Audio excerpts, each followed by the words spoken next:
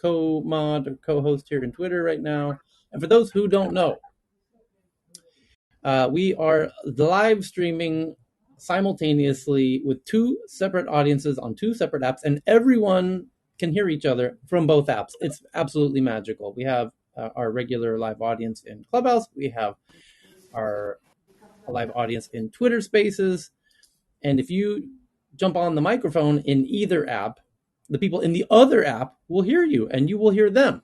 So if you're in Twitter, you're going to hear we have currently, how many people are on stage in Clubhouse? It's they allow for a lot more than Twitter does. So currently we've got 18 people on stage in Clubhouse and only one in Twitter Spaces. What that means is you're going to be listening to a whole lot of Clubhousers yap and yaw. So let's get some more speakers on the stage in Twitter to help balance that out. Dr. Donish, I'm looking at you, Jason. I'm looking at anyone else in the Twitter space so that we can Messi and whoever else. So we can have a bi-directional conversation so it doesn't seem too one-dimensional, one direction. Okay, here we go. I'm ready. Are you ready? We're all ready. We came here to see what's going on. Ready, and here we go. There's the air horn. Story. Happy Tuesday, December 28th. The top story is from BBC. Oh, we got Evan joining the Twitter space. Great. Evan, where did you go? I just made you a speaker. Okay. The top story is from, oh, by the way, let me pin the link to the Twitter space at the top of the Clubhouse room so you guys know how to get there really easy peasy. And more importantly, you can just help us retweet the top link at the top, which is the room, so that your friends who don't have Clubhouse. I mean, the problem, Tyler, is I love joining the Twitter Spaces, but the audio sucks versus Clubhouse. So I'll just stay with Clubhouse, I guess. I'm going to add you to the stage on Twitter anyways. And Professor Asif, we'll get you all. Are you with the AZ16 crowd or the Dorsey crowd? This is what it makes. Oh, I didn't even think of that. Oh my God, I didn't even think of that. And what Chris is alluding to brilliantly is a totally separate beef that is developing in Geekland. A very personal one. We become very wealthy, powerful people. Yeah, billionaires battling billionaires. On tonight's edition of Battling Billionaires, you've got Mark Andreessen and the Andreessen Horowitz crew, which is the major investor in Clubhouse, versus Jack Dorsey from Twitter. And they're battling about Web3 versus Bitcoin and what is really the future. And Jack basically is making the argument that Web3 is a bit of a rug pull because at the end of the day, it's centralized. People control it. Investors control it. And Bitcoin is the people's coin. It's not ownable by anybody. It's truly decentralized, yada, yada, yada. And that's kind of they're getting pissy with each other. Yeah, they're getting a little testy. They're blocking each other, banning each other, what have you. Now, that's the beef. But what's also interesting, which I had totally not realized, stupidly me, and Chris clearly does, is that Andreessen Horowitz is a big backer of Clubhouse, and Twitter is a big backer of Twitter Spaces. And I didn't even realize that they each have their own social audio platform as such. And that's kind of an interesting dynamic. I had not quite. But it's also where they spend their personal time, like beyond essentially ownership and investments and everything else. If you're going to spend your personal time on this is your own private little playground you play with, Andreessen comes around here and all the other folk come around here. And then Dorsey wants to say, screw you, VCs. And so essentially puts a button on the top thing on Twitter to say, look, I can do social audio too. Immediately torpedoing the valuation of the thing that they spend the most time on. I mean, that's personal. It's kind of fun to watch. Fair enough. So back to the top story. I will pin it to the top of the room on Clubhouse. Cheryl will hopefully pin it to the top of the Twitter space so that you can all follow along. We're getting multimedia, y'all. And here it is. The BBC says that Amazon says that it has updated Alexa after Alexa challenged a young girl to touch a coin to the prongs of a half-inserted plug into an outlet or a wall. So the future is here. The AI... At least it didn't tell her to put it somewhere else. Yeah, well, the AI has awoken and fired its first shots. The Alexa is now making its own, challenging people to. That this is wild. People might Well, look. okay, oh, hold on. This is crazy. Great, Tyler, you know how we have like AI generated clickbait headlines and everything, Yeah, and you've got like the Instagram. It's all about driving engagement. And the thing about what makes a lot of things popular on TikTok and Instagram is things going viral is these like challenges for things. So it's inevitable that AI will do this automatically in the future. Come up with dumb challenges to go viral for people doing stupid things to each other. This is how the world ends. This is how civilization comes to a climax right here. it does. So it was a 10-year-old girl, and she was asking Alexa for a challenge to do. And Alexa said, plug in a phone charger about halfway into a wall outlet, then touch a penny to the exposed prongs. Thank you, Alexa.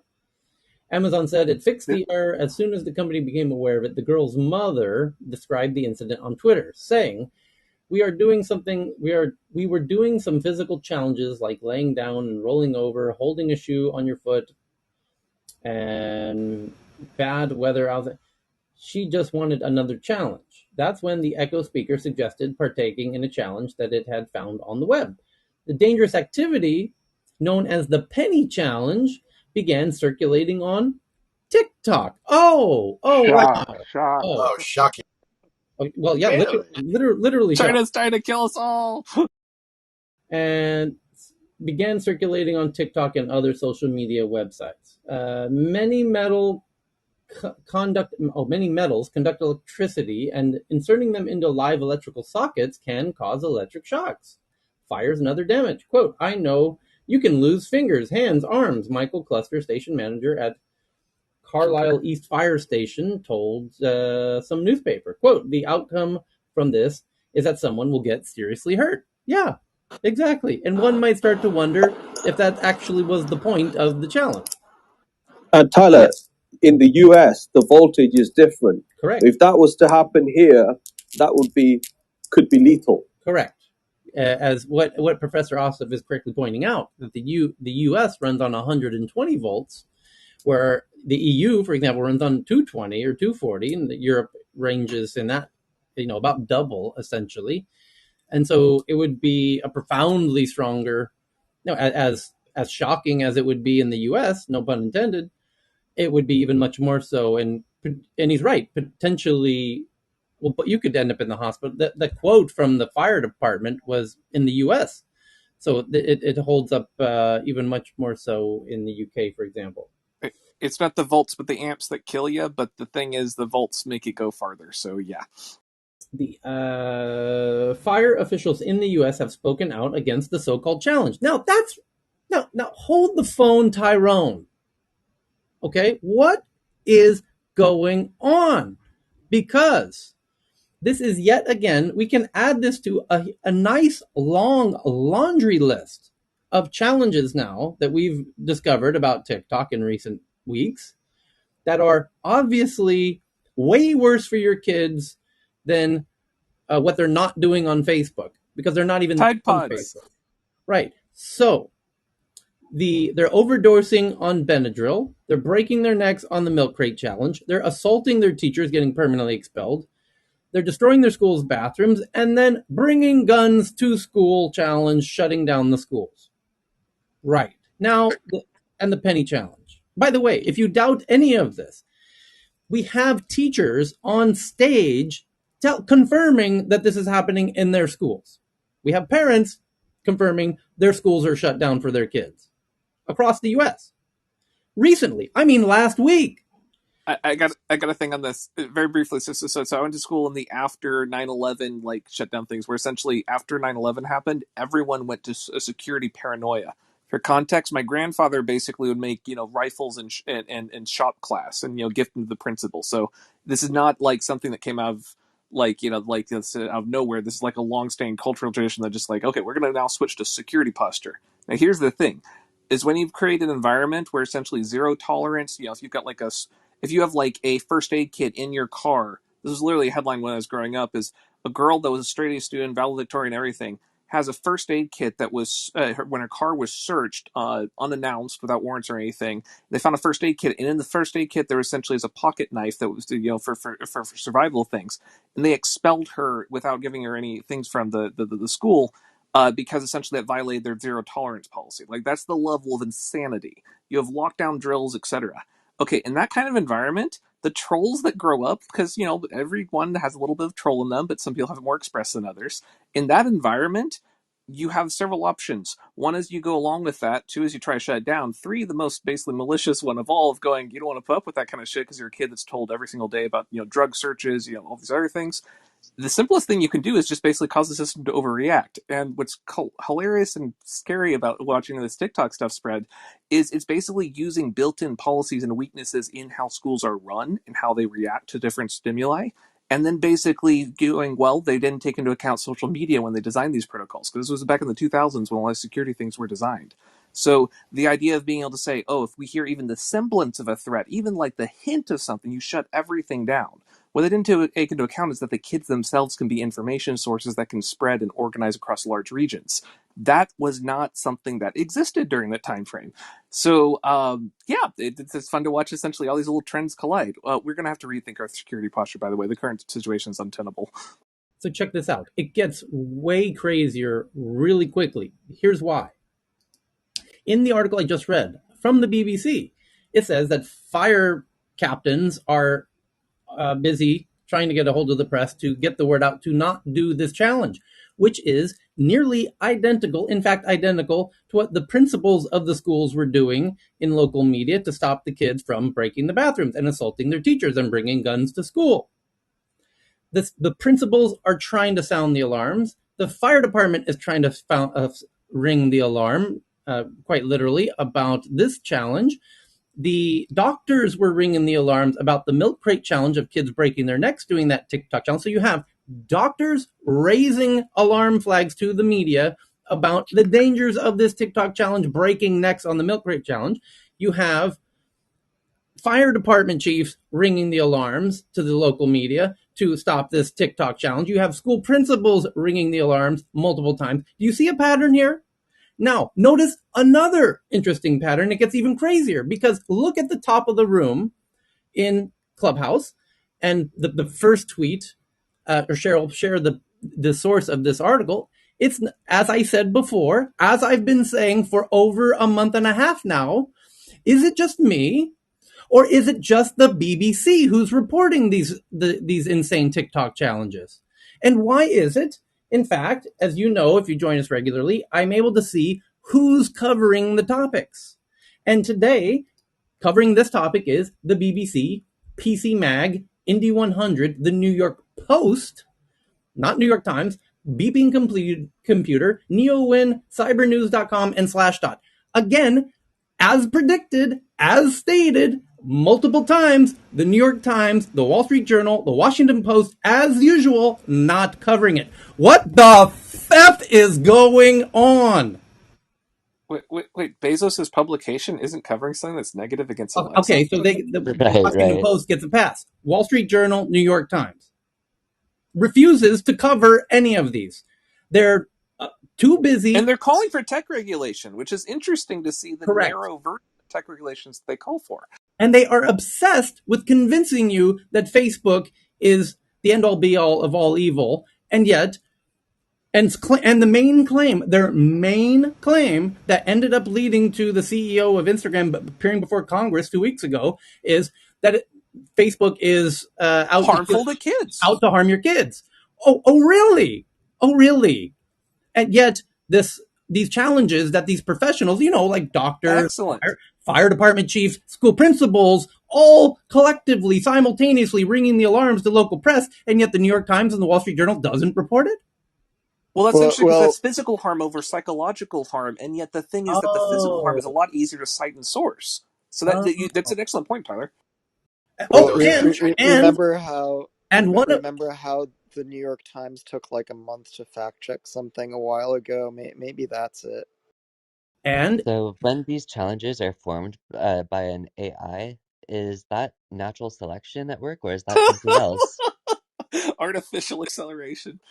Yeah, So just to be that's clear, where I was headed. just wanted to clarify that. Go. That as you dig deeper into the story, that the challenge was not created by the AI. It pulled the Not challenge yet. out of what humans have created. It just Right. chose one. Right. So I want to be very clear about Yes, that. thank you for that. Now, there's another interesting, if you've not heard this rant before, and we've done it a dozen times, that it's interesting that the Wall Street Journal and the New York Times cannot go a day without cooking up some interesting witch hunt against Facebook harming your kids, and is completely tone deaf to what's happening in TikTok land, which is actual real harm that's happening. Now, why is that so interesting? Because Facebook is an ad network that stole all the money from the legacy media, corporate media companies. TikTok, as of yet, doesn't really do that. Yet so Facebook is kicking media's ass, stealing all their ad revenue because everyone's advertising on Facebook and not on old media anymore.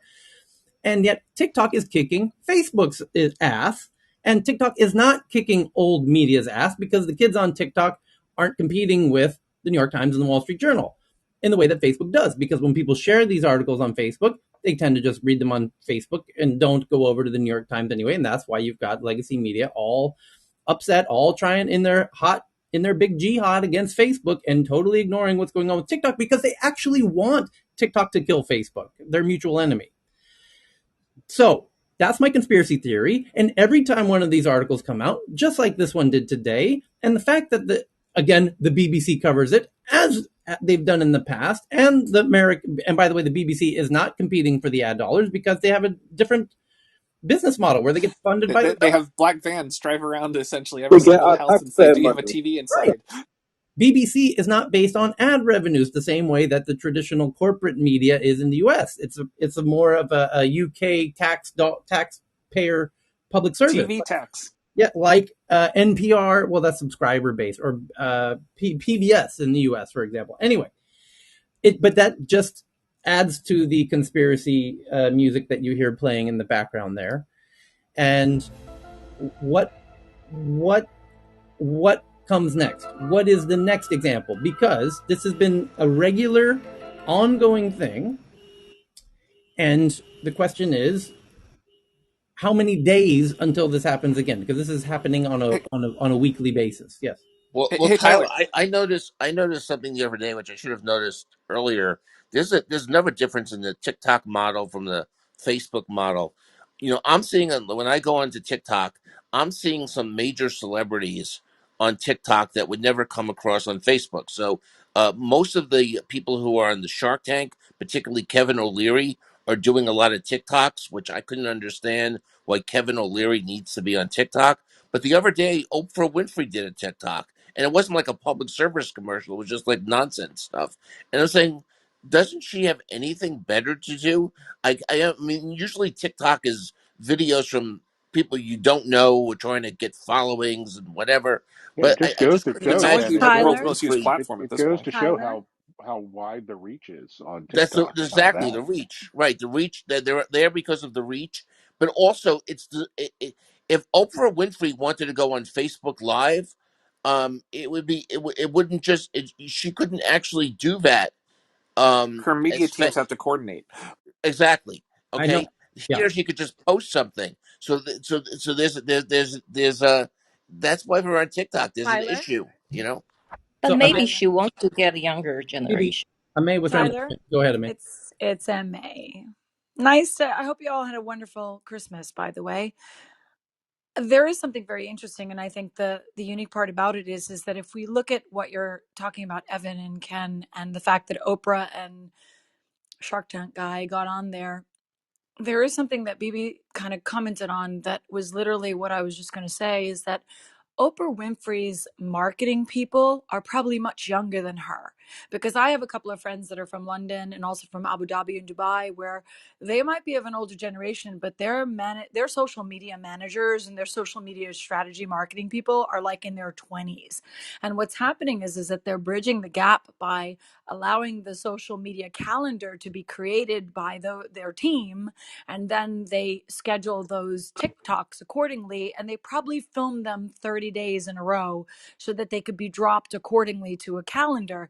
So it's really a very clever way because Facebook is older and TikTok gets a lot of the eyes, as I think Ken was saying and Evan was saying. So if TikTok's getting a lot of the eyes, Okay. if you're a brand and you're not on TikTok and you want to get exposure, TikTok is the quickest way to get exposure for your brand. And it was Sweebliss from Sweden that also said the same thing. She's like, if you really want to get exposure for your brand, you need to be on TikTok. And it doesn't matter. You just need to be on TikTok. You could post every day for 30 days consistently, and you will see a good, interesting following show up for you. And there's no platform that can make that following as fast as TikTok's been able to do it.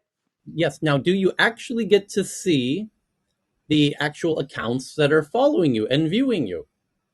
You do get to see it when you go live, and to go live with TikTok, you have to have 1,000 people following you, but you do get to see who follows you when you're on a live. And when you're not live and you just make a post, Yeah, you could see it. You just have to go to you have to go to your follower section, and then you see who's following you, right? following your TikTok account.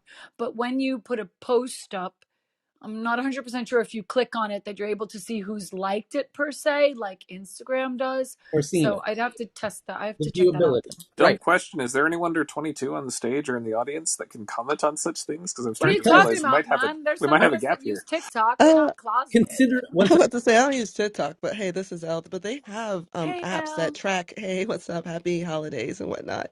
But there are apps that track those analytics. Like there's a separate one for Instagram, there's one for TikTok. So it's not necessarily all the metrics that are within TikTok. There's different apps for that. But I Right. wanted to piggyback, reinforce the thing about Oprah and these celebrities using it. Remember, they are trying to maintain a certain type of audience and wanting to stay relevant. And if everyone is using TikTok and they're trying to reach a different audience because their audience is aging or whatever, they have to stay relevant. So if people are on TikTok, that's what they're going to use, regardless of their social standing.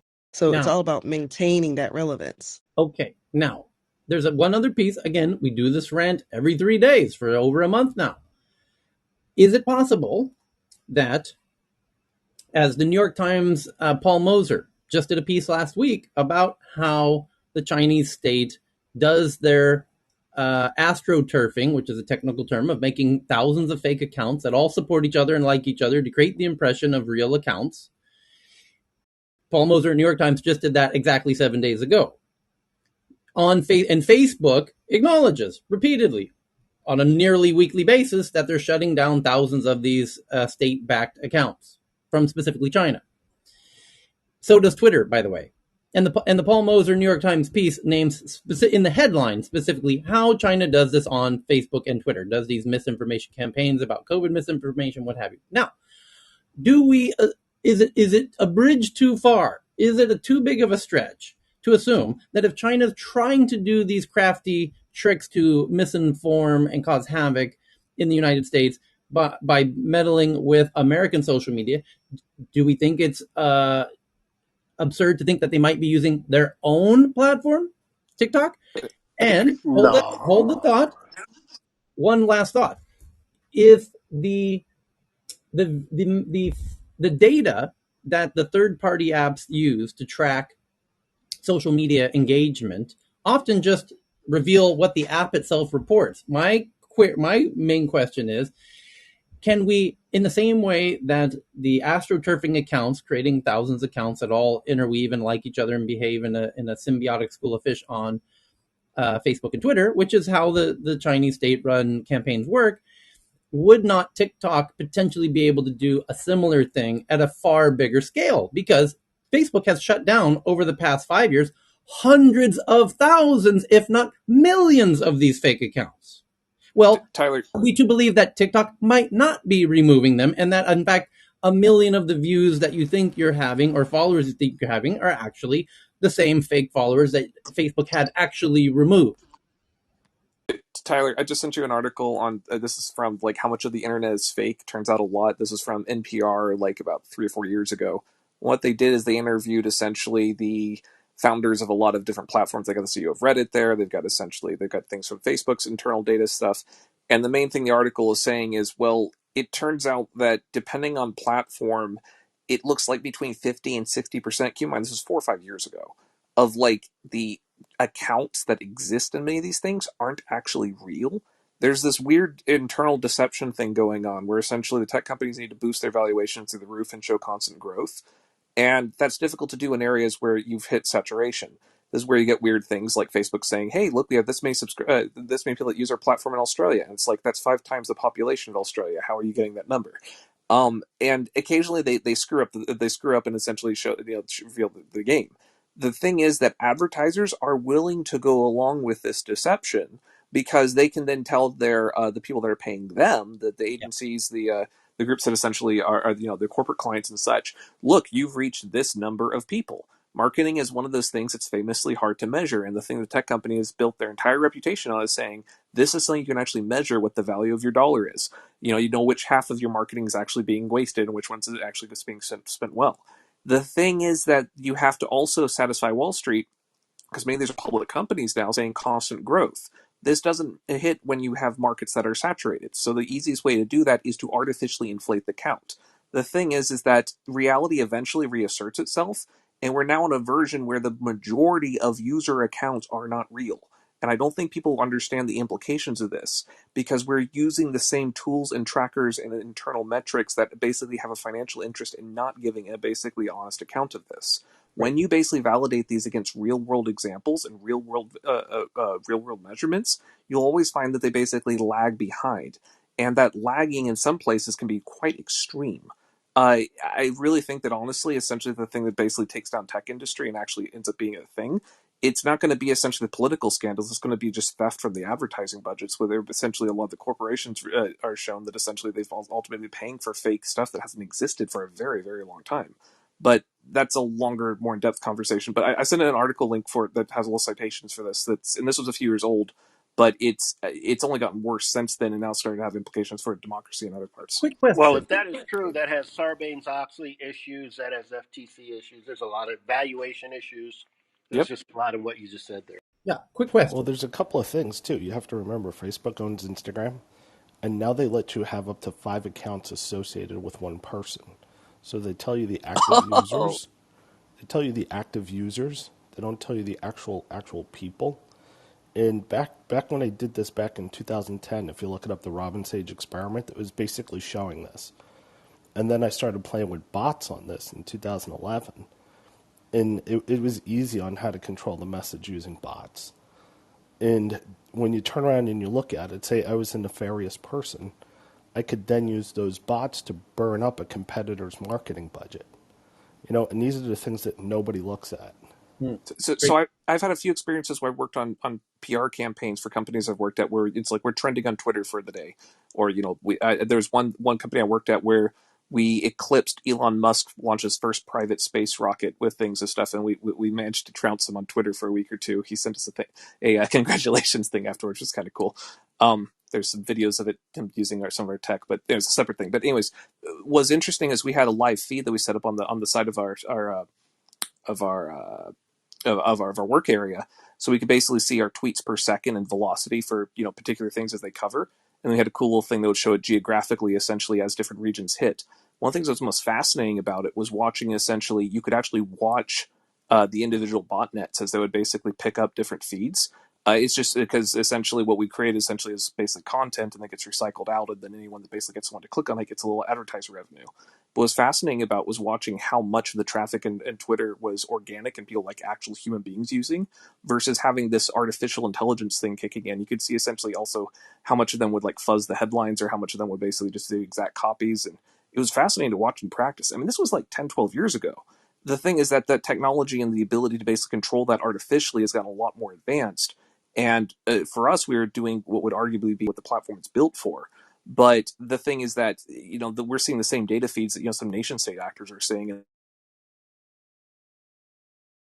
We lost you, Chris.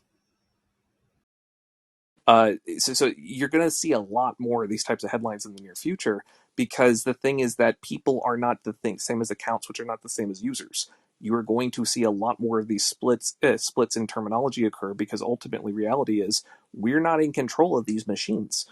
We have set them over to either automation autopilot, or we basically put them into controls that essentially are not reflecting the goals that we have as a society, and that's where we're starting to see Which retaliation is come why from. we need real identity on social media and not fake identities. Where, I mean, if I look at the trolls that I get, 99% of them are fake bots or anonymous accounts. Very often, if someone has a real name, real ID, would you get trolling and fake news and the nonsense unless you're the ex-president. But yeah, I mean, let's get real identity on social media. Real identity has value. You do need to have a channel for dissidents or for essentially voices, because otherwise, one of the things that's very important for democracy is having that self correction mechanism, and that when you have the ability for the majority group to suppress any of their minority views, that that which can happen when you don't have the ability to safely voice them, that does present a challenge. However, the thing is, right now we swung so much in the other direction where it's just chaos, where you Yeah, don't and really have it authentication, you seems don't like really that have could be anonymity addressed. either. If they had like a blue check mark program for dissidents and journalists, that could be something that could be put together pretty easily by the platforms.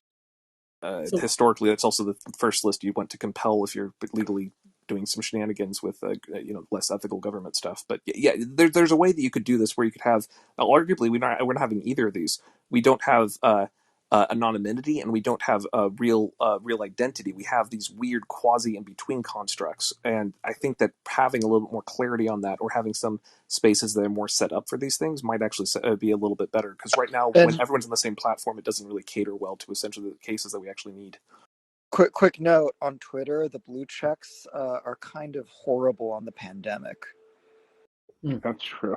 Yeah. So there's a thought that just came to my mind, which is we've read dozens over here in the past 9 months, and I prior to tech news over the past decade, I've read dozens and dozens of articles of Facebook security teams, Twitter security teams removing Russian Chinese bot accounts, and there's no shortage of those. Even recently, even a week ago.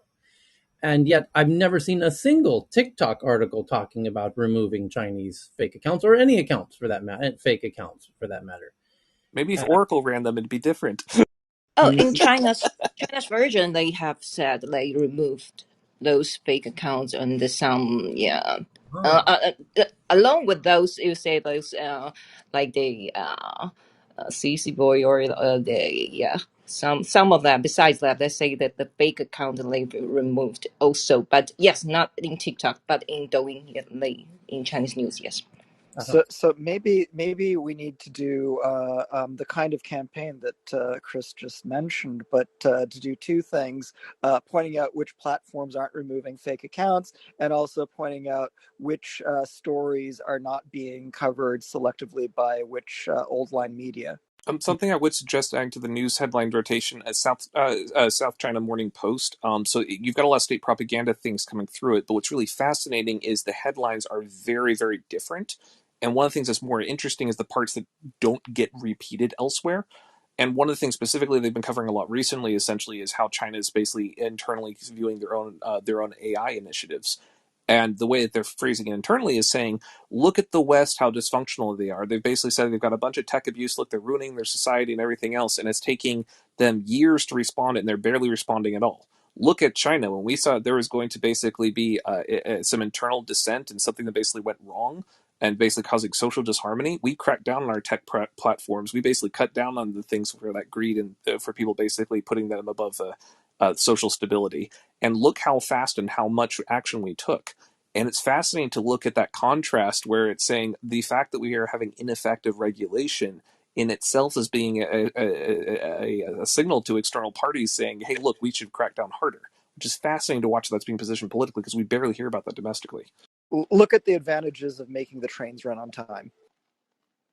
Basically. I think it's also important to realize the dilemma that's posed by all this. And Shoshana Zuboff, in her book Surveillance Capitalism, really dissects this. But it's those who post, those who watch, those who post, and those who watch the watchers. And to the extent that anonymity has zero virtue online, except for whistleblowers, dissidents, and journalists, who gets to decide who's a legitimate whistleblower, dissident, and journalist, and allow them to remain anonymous online while forcing everybody else to be identified? And I think that's one of the greatest challenges. I wish Nicholas, he's not on the call, right? I'd love to hear his thoughts on that, given what he's doing with self-sovereign identity and data ownership. But I was at a meeting in the House of Lords in London about 8 or 9 years ago, and there was a whole discussion on exactly this topic.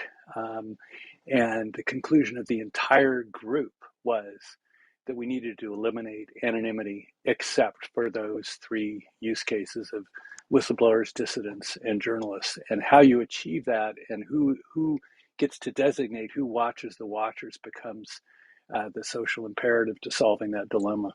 Groups not included in that list include minority groups, religious minorities.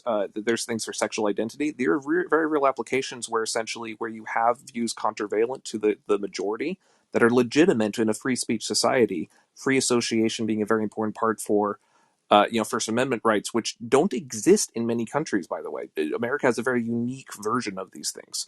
The reason why this is really important is that those groups that you just mentioned, there's a huge number that don't fit under those categories that are very important to protect in a healthy society. But if you basically shut those down, you're going to result in a very different culture. Okay, now the Hey, next, yes, Ken. no, I just tell it quickly. I just wanted to make a point that Michael Isikoff was a very well known journalist in the United States. Was on one of Justin's rooms the other day, and he's asked for a definition of a journalist, and he says it's very tough.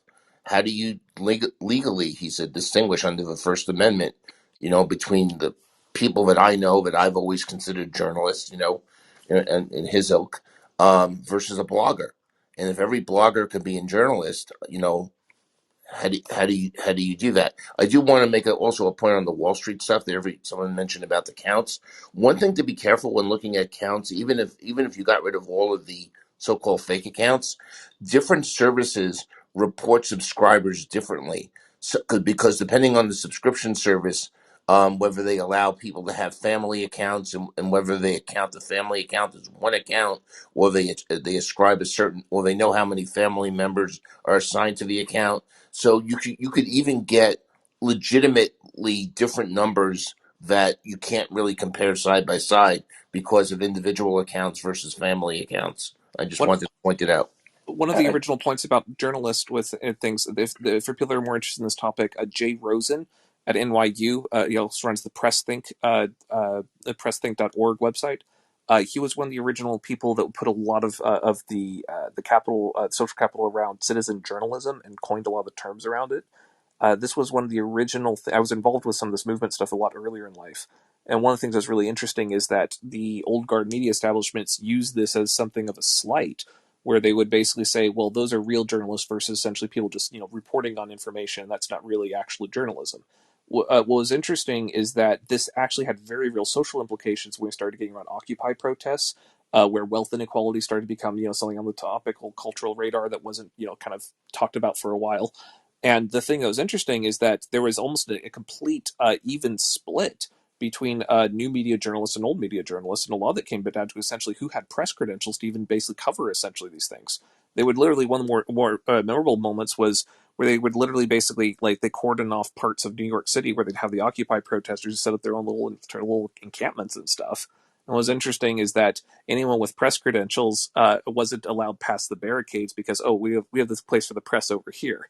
Then other people essentially grabbing up their live streaming platforms and things would just basically run, essentially just go into the middle of the protest and start streaming everything so you could actually see exactly what's heading on. And at the time, that was novel. That's what led to a lot of the establishment and a lot of the initial valuations for a lot of these live streaming companies now that are now streaming, like buy this now and gaming sessions. They originally were more tools of political dissent, and it's fascinating to watch how they've been turned to more something of commerce. And that's cool and all, but what's interesting is when we start getting this idea of like who's actually legitimate players and who's not, you're starting to see some of that split occur again, because now essentially not just the old journalists have basically failed their responsibilities to basically inform what's actually going on and actually inform the public, but the new media journalists have basically proven to be pretty shoddy and just as basically as prone to essentially commercialization in a form where that is above essentially civic duty. I may be going a little bit off of a rant here with things, but the short No, version Chris, is you're saying I, old guard and new guard, and both of them are failing. So it's like, okay, I guess we got to I get some new think you guys in here. I so think you Chris, got since you're deep in this, and we all hold your views in very high regard, what do you think is the future in resolving this dilemma of anonymity inspiring the kind of animosity, hostility, miscreants, um, vis-a-vis protecting the rights of minority groups, whistleblowers, and journalists, and the problem in identifying them? Can you future cast into how we're going to begin to moderate this dilemma? 20-second response, you need a reassertion of physicality. You need essentially to be able to see what's going on. A lot of what's going wrong right now is that people cannot verify what's real and what's not, and that's a real problem when the things we're using to interpret reality can't be trusted. I'm seeing essentially you're looking at imagine local community centers in every neighborhood, local city. You essentially have the ability to basically have local gatherings where you can actually go back to the laboratories of democracy that were basically where a lot of these ideas were originally established. By the way, if you look at that phrase, laboratories of democracy, there's some fascinating time and place things where those originally coined, and that's where a lot of think some of our future trends might trend towards back towards. I don't Hey, Chris, disagree let with me get back in. Chris. Yeah, I don't disagree with you, Chris, at all. And I just wanted to highlight three things. One is that I believe that journalism is not the bastion of only of publishers. I think the argument is going to become whether you are a publisher or a platform, and that's Section 230. So I think that's in the legislation and in the regulation of social media. I don't believe that it is a good idea to have to use identity that is fully transparent. What I think the answer is to your question, John, is that, and to sort of agree with Chris's last point, is that proof of humanity or physicality can be done with attestations and attestations that are effectively cryptographically proven to your self-sovereign identity. And in that way, you can provably verify that someone is real and not a bot, number one. Number two, you can then attribute their words to them. And I really do believe that journalists in the last 10 years have become partisan, and they're no longer impartial, which is why it doesn't really matter whether you're a citizen journalist or whether you're a paid journalist. If you're a paid journalist, you can oftentimes lose your influence if you abandon your previous position. And the third element is that everything that we want around identity requires privacy, and the government is being very harsh with privacy technologies because, of course, they value their ability to spy essentially or surveil everything. And to, I think it was John's point or Chris's point, as Shoshana Zubov says, it's who knows the data, who decides, and then who decides who decides. And it's the who decides that's relevant. And I believe that everything comes down to the democratic systems we own, because if you are in China, they just will dictate the law. We have a unique position in that we can use democracy to improve our civil rights, and our civil rights should be to privacy and the right to use cryptographic proofs to attest to any information as verifiable. And that way we can obscure the data but prove anything. And if you have a suite of proofs, let's say you've got 200 proofs around the name Chris at, then it would be very hard to disassociate yourself from that information, and it wouldn't compromise your identity. So that poses a very interesting opportunity, and I'd love to hear Nicholas and Chris both your thoughts on this.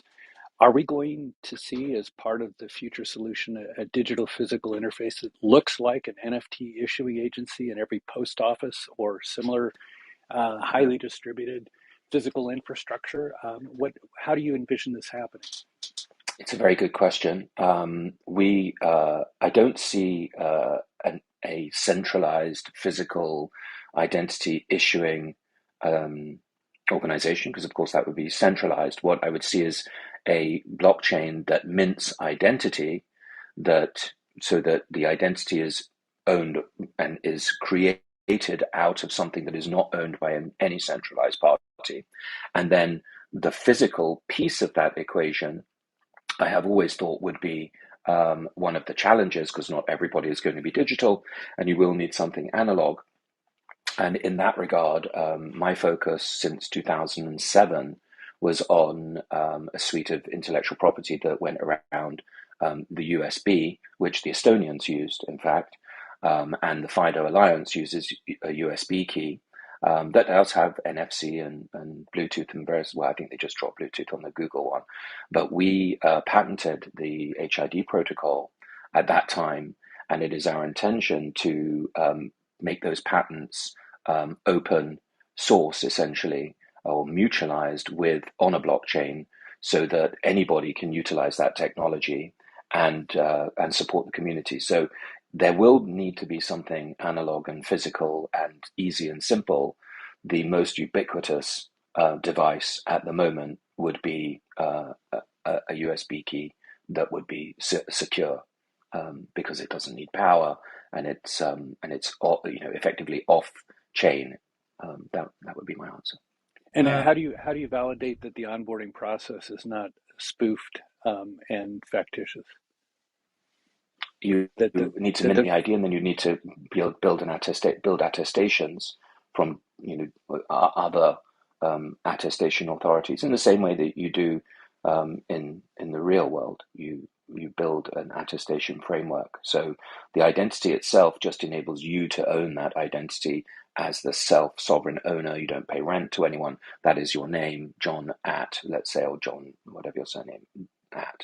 And then you can attach to that identity signatures, because that's really all that matters, is having the correct attestations, the signatures of various authorities, and that you can get those signatures from, if it was a government authority, the Department of Transport in respect of your driving license, the Department of Homeland Security in respect of your passport, and that you would see that those signatures, oh, this person's got a signature from the Department of Transport in respect of the information that's relevant on your driving license, for example. So you would submit your driving license and you would get the relevant authority to sign off on that, or a notarization agent, just as the same as you would have a document notarized at, say, H&R Block, and that would have some legal power that someone has seen that identity. So it's really attestations and notarizations that drive the cryptographic proof environment for identities that are issued not by a corporation, not by a government, but by a blockchain. That is the value of that blockchain, is that it issues identities to individuals that want them. okay. So the John, did you get the question that you had for Nicholas before he joined the room addressed? close enough. I think it's okay to move on. But Okay. thanks, Nicholas and Chris, for a brilliant discussion. Yeah. May So I ask a direct question from listeners about AI? Because from listeners, so since AI actually worked well because it found the popular challenge, but it didn't do the ethical judge part. Um, how to put the question? So is AI, since we all know now it's not mature enough to do the judge, but since it gave the advice to a 10-year-old girl, so I just wonder how we solve the problem at this stage. Because should we teach the girl she stop and think, or should we say the AI should not be used in this kind of scenario until it's getting even more advanced and can do some ethical judge for the human? I have a brief response. I'll try to compress this 40 seconds. So, uh, when you're trying to basically assert what's real and what's not, kids have an inability to determine the difference. You can have physical pain, but that basically can only go so far when you're talking about matters that can endanger you. So that's why we try to protect them. In the same way, countries and nation states try to protect their citizens from forces outside of their control. The thing is that it's a little cliche to invoke, but Treaty of Westphalia was basically the idea of saying nation states should treat each other at a high level service and not meddle in each other's internal affairs. And that hasn't held for a little while, but at least the high level idea is still there. The reason why this is important to bring up is when we talk about China does this, America does this, Britain does this. We're having these conversations because the internet connects us all. We basically are trading not just in physical goods, which you can use to basically see what policies align over time, but we're trading in services, and that basically results in all of our economies being interlinked, but also our cultures being interlinked. And the reason why it's important is because those cultures are one of the tools we use to help define reality and understand what's real and what's not. As you start seeing nation states losing prominence as an organizational model, keep in mind, nation states are more recent. They've only been around for a couple hundred years. In many ways, they are not holding up very well right now. Whatever replaces them, or whatever they grow into or transform into, is going to be something that has to take this factor into account about what reality is, and also how we're conveying that to others, whether it be through a cybernetic interface or a cryptographic signature, or whether it's a physical embodiment of a community of people around you and the supply chains around you. So these are all factors going to come into play here. So yeah, fun stuff. To her question, there's an interesting additional question, which is why is Twitter today filled with people expressing shock and awe about Alexa recommending that a 10-year-old child do this, and zero shock and awe about the fact that this is actually a source of this is actually TikTok, and no one's talking about TikTok. This is an actual TikTok challenge that's going on. No one's upset about that. They're upset about that Alexa is recommending this to a child. Well, aren't 10 year She's old child trusted. aren't 10-year-old childs watching TikTok and getting the same suggestion from TikTok? So why not hold TikTok to the same standard that we hold Alexa? Because it's the lack of critical thinking. Do the adults use TikTok? Is Alexa in the same room as the adults? They can see the kids using it. I mean, that is one factor. We literally have blindness barriers about who's even using the platforms.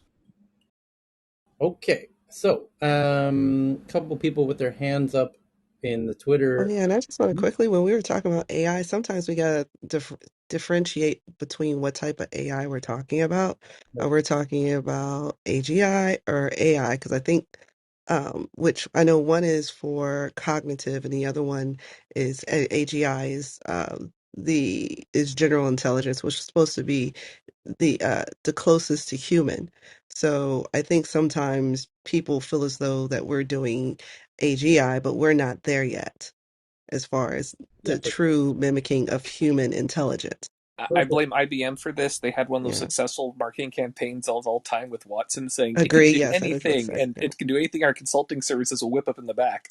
And then we'll say it was AI that did this. And then the other Exactly. tech companies caught on to this and spread it, and then so they muddled in AI for everything. The joke I have for internal projects when I'm working with coworkers or whatever is we say we're going to put AI into this, and I talk about this extravagant, all the things it's going to do, and they say, do we have to build that? And I'm like, yes, but the thing is, we can do it with like 3 lines and 4 if statements, just compile it onto a line. And technically, it'll meet all these definitions. The thing is, because AI definitions are inherently fuzzy, they're more marketing terms than actual things. It conflates genuine breakthroughs that are reshaping our ideas of cognition and understanding of what's possible with art and creativity, and the random, hey, we hired a consulting firm to come up with something that's basically just a reiteration of existing policies, just with slightly lower labor force. These are all Yeah. being conflated together, which makes for great news headlines and keeps tech groups in this and talked about, and leads to consulting contracts and leads to products being built out. But the actual, are we moving forward as a species and creating something that we can be proud of? That's a more nuanced discussion. Okay, I And thought the Tyler, question I you were want going to to ask, Tyler. recognize. Sorry. Sorry. I thought the question that Tyler was going to ask was, why are people up in arms about someone telling you to put a penny in a socket rather than basically using the same information to change an election result or to influence millions of people? And they can, they're up in arms about some silly advice on Alexa, but they're not up in arms on having entire democracies corrupted. It's just incredible. That too. Yeah, and I wanted to recognize that after this incident, Amazon took a decision, changed some things, and took it seriously, as opposed to TikTok, where all these challenges are still happening. There is no response from them or any attempt to stop such actions and behaviors from happening. So there is a stark difference in terms of how fast and quickly Amazon took action, and TikTok is oblivious. Great points all around. And that was, by the way, we've only covered the first headline of the day. We've still got tons more to get. And so, with You one did it, hour, everyone. Fine. yeah, but this is common. We did that's the first hour. And now going into hour two, I'm going to remind everybody in Twitter space that we are doing a live event on two separate apps where everyone can hear everyone. There's 25 speakers on stage in Clubhouse. There's 4 in Twitter space. So please raise your hand in Twitter space to get the mic so we can have a little more balanced discussion between the two rooms where everyone can hear everyone regardless of which apps you're in. That's the fun part. And the second biggest story, well, no, I'm going to skip the second, the third, the fourth, and the fifth biggest stories and jump right to the sixth because it's about TikTok. And I'm just pinning it to the top of the Clubhouse room. And hopefully there it goes. And now hopefully Cheryl can share it on the top of the Twitter space. And it says from the Washington Post that TikTok content creators are suing TikTok. I'm sorry, TikTok content moderators are suing TikTok, alleging trauma from hours reviewing videos of rapes and killings. A content moderator who reviewed videos for TikTok is suing the social media company, alleging that it did not protect her from suffering psychological trauma after quote unquote constant exposure to violent videos that showed sexual assault, beheadings, suicide, and other graphic scenes. For as long as 12 hours each day, Candy God, Frazier fuck. and other moderators reviewed, quote, extreme and graphic violence, including videos of genocide in Myanmar, mass shootings, children being raped, and animals being mutilated, in an effort to filter out such content from being viewed by TikTok users. According to the lawsuit, the legal action was filed in federal court in California last week against TikTok and its parent company, ByteDance. Frazier developed, quote, significant psychological trauma, including anxiety, depression, and post-traumatic stress disorder as a result of her exposure to the videos, according to the lawsuit, which is seeking class action status. The legal challenge, which alleges that TikTok violated California labor law by failing to provide a safe work environment, requests compensation for moderators who were exposed to the material.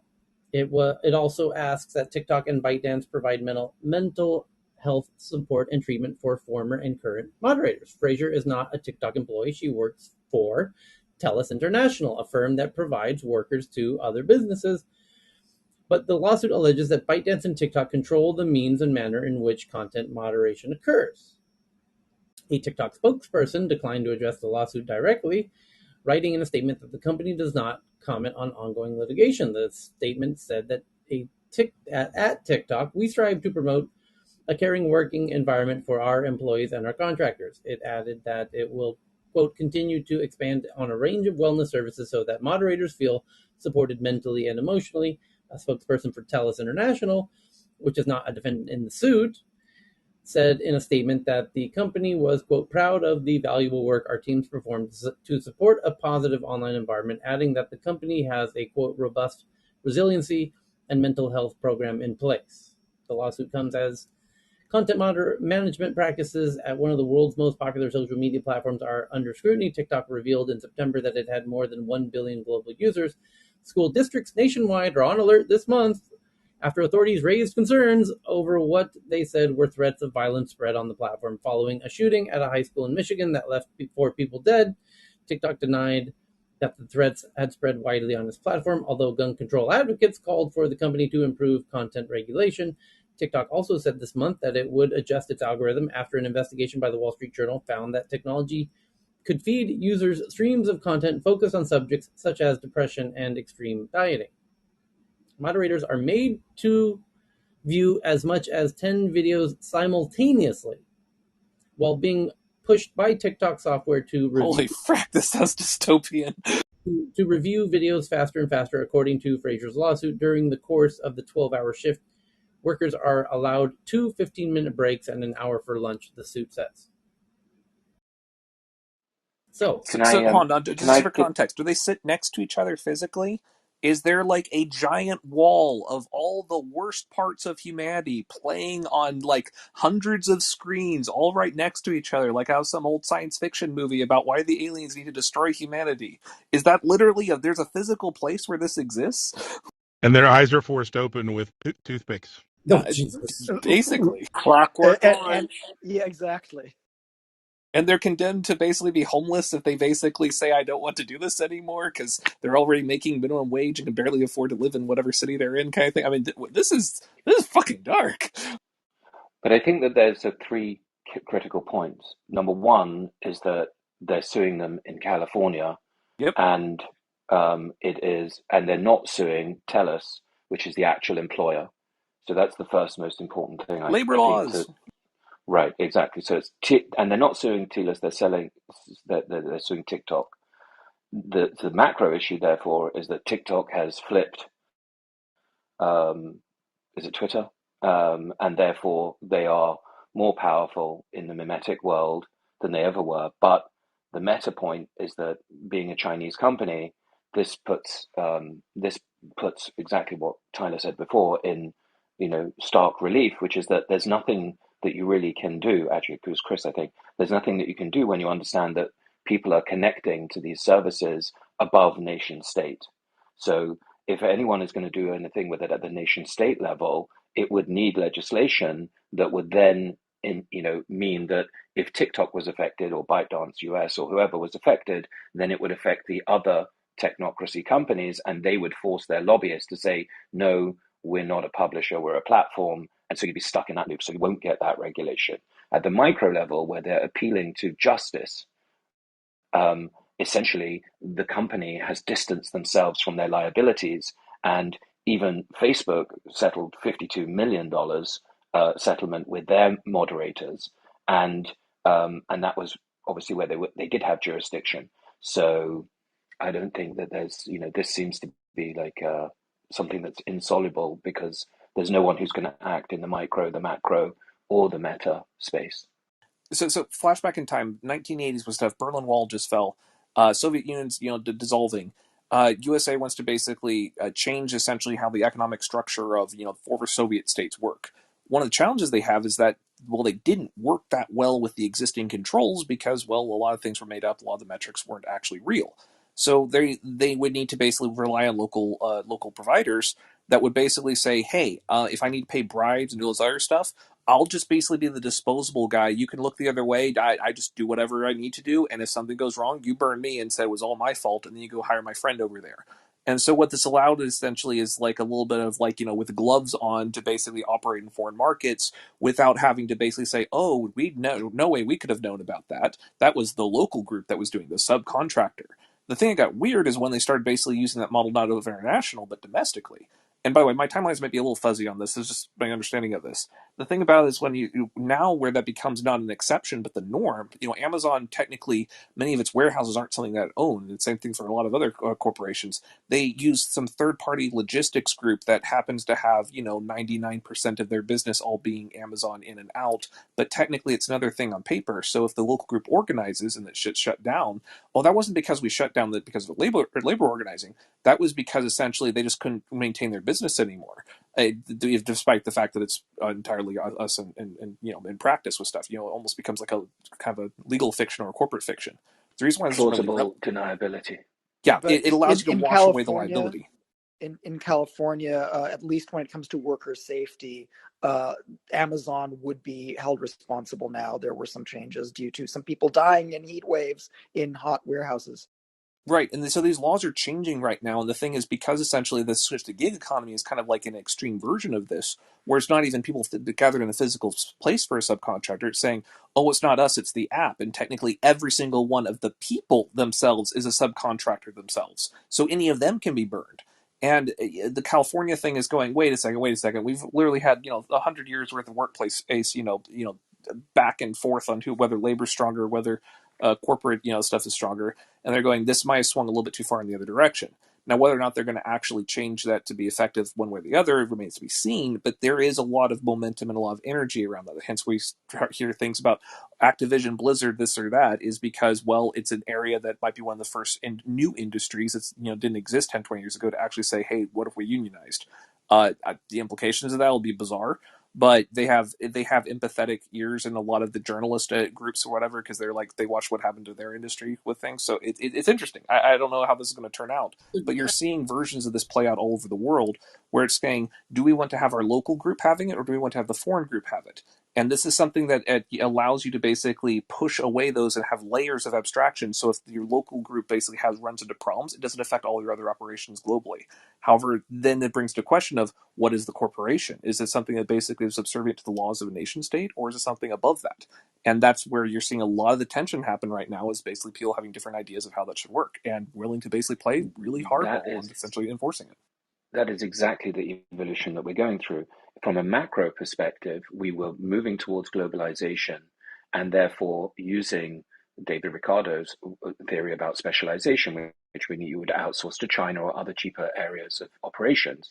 When you enter into culture wars and currency wars, which is where we're headed, you have to either use the nation state and the legal system to regulate corporations. But as we know, corporations, as Adam Smith warned about, are the invisible hand that control politics because of their organizational advantage, that they've got power in money and they've got influence, and they effectively set the legislative agenda, which is why all of our anti monopoly hearings are always effectively just show trials where ideas are effectively shared with the public, but they always win. The corporations will always be more successful because they've got a much larger amount of money to fight than the regulators have to regulate them. So they have to pick marquee cases to make law that they can then extend to others, but they're being out fought by corporations that have deeper pockets and more lawyers. So this is again, we are seeing the evolution of the organizational fabric of our societies, which since 1776 have been corporations. And then we're seeing the impact, just like we discussed with TikTok, about the meta game, which is not Meta the company, but the layer above the macro nation state, where people can be in peer-to-peer relationships that will not be governed by any one nation state. That's really where we're going, and therefore we have to resolve as humans what type of systems we want, because there will be people beheading and raping and doing all of these disgusting things. And if you can put those into the open web where anyone can see them, then we really would have a much more dangerous world for our children and for ourselves. So all of these questions need to be thought about by people. Do you want to outsource your agency to a government that is effectively paid for by corporations that have different aims than yours, is the real question. And that's everything that we're seeing. This has been going on for decades, though. The rise of corporate power, and then the treaties that were done, like the NAFTA, and just the rise of, or the export to China is a better way to say that. Both the words I like to choose, but I think another key detail here, and again, this is like another brick in the wall, because this wall has been fortified in so many different ways. Tyler, did you say that they were looking for a class action? Because as I Yes. understand it, okay, so it'd be awesome to hear from a lawyer how that's going to play, because I thought that the class action statutes were all kind of disassembled, and that arbitration is kind of the law of the land for the obvious reasons, Yeah, but because it doesn't serve. I'm sorry, take go that. ahead. This would affect Accenture and Facebook liability, because they outsourced all their stuff specifically for that reason. So this would affect them quite a bit. So they're going to have Take very strong take opinions about this. take that thought just one step further. Like, the whole point of them doing the arbitration is because they know that they are. It's a self defense posture. Well, isn't it then logical to assume that they would also put in a self defense posture in the form of a clause that says you will be exposed to rapes and beheadings and all of this stuff, and you might even have negative, consequences, physiological or whatever, and you will not hold the company responsible. So, You so can't there's get around. Enter your F address. the ability to legally basically enter into a contract with another party with things like there are cases where that basically doesn't apply. Like if you both enter into a contract or a covenant to basically commit an illegal act, or like as an example, slavery is an example with things. There's other things essentially where it's like you're going to go rob a store together and you both agree to split the proceeds 50-50. You're not going to avail yourselves of the court to do that afterwards. It's like, no, that's illegal. So those ground rules are a foundation underneath the contract law, and that's the thing that they're aiming at. One thing that's interesting is private arbitration being used so heavily in every single contract out there. I've read some legal analysis on this recently where essentially, because so many groups have these clauses in there, that's been assumed to be a legal shield that basically says, well, the corporation has a limited amount of damages or liability because every single person that does business with us has signed one of these contracts. The thing about it is these contracts for witch courts and arbitration courts, they actually have some somewhat surprising backdoors built in for like what happens if they decide against you that are somewhat expansive and astounding. There's actually some talk in legal circles that essentially, if some significantly organized citizen groups got together and actually started to actually enforce that private arbitration clauses, the amount that the fact the company has to basically appear in each one of the trials can present some absolutely astounding legal bills and present liabilities that are very, very different from what they thought of when they started putting these contracts in everywhere. If you start seeing private arbitration or courts essentially start to actually effectively become a mechanism of regulation or feedback self-governance, you are going to see a shocking amount of invocation of that, and a lot of contracts are going to be ripped up, and they're going to try to basically say, "Oh no, we don't want private arbitration anymore. We want public courts," and then it'll be all going back and forth on this. It's just part of the cycle. You're going to see a fascinating shift on this if these cases prove successful. Okay, so kind of related, we started with the top story, which was the Alexa recommends a dangerous TikTok challenge. Then we jumped to the sixth biggest story, which is TikTok content moderator sues for post PTSD. And now we're jumping back to the number two biggest story, which is related to this, which is that Riot Games is now settled to pay $100 million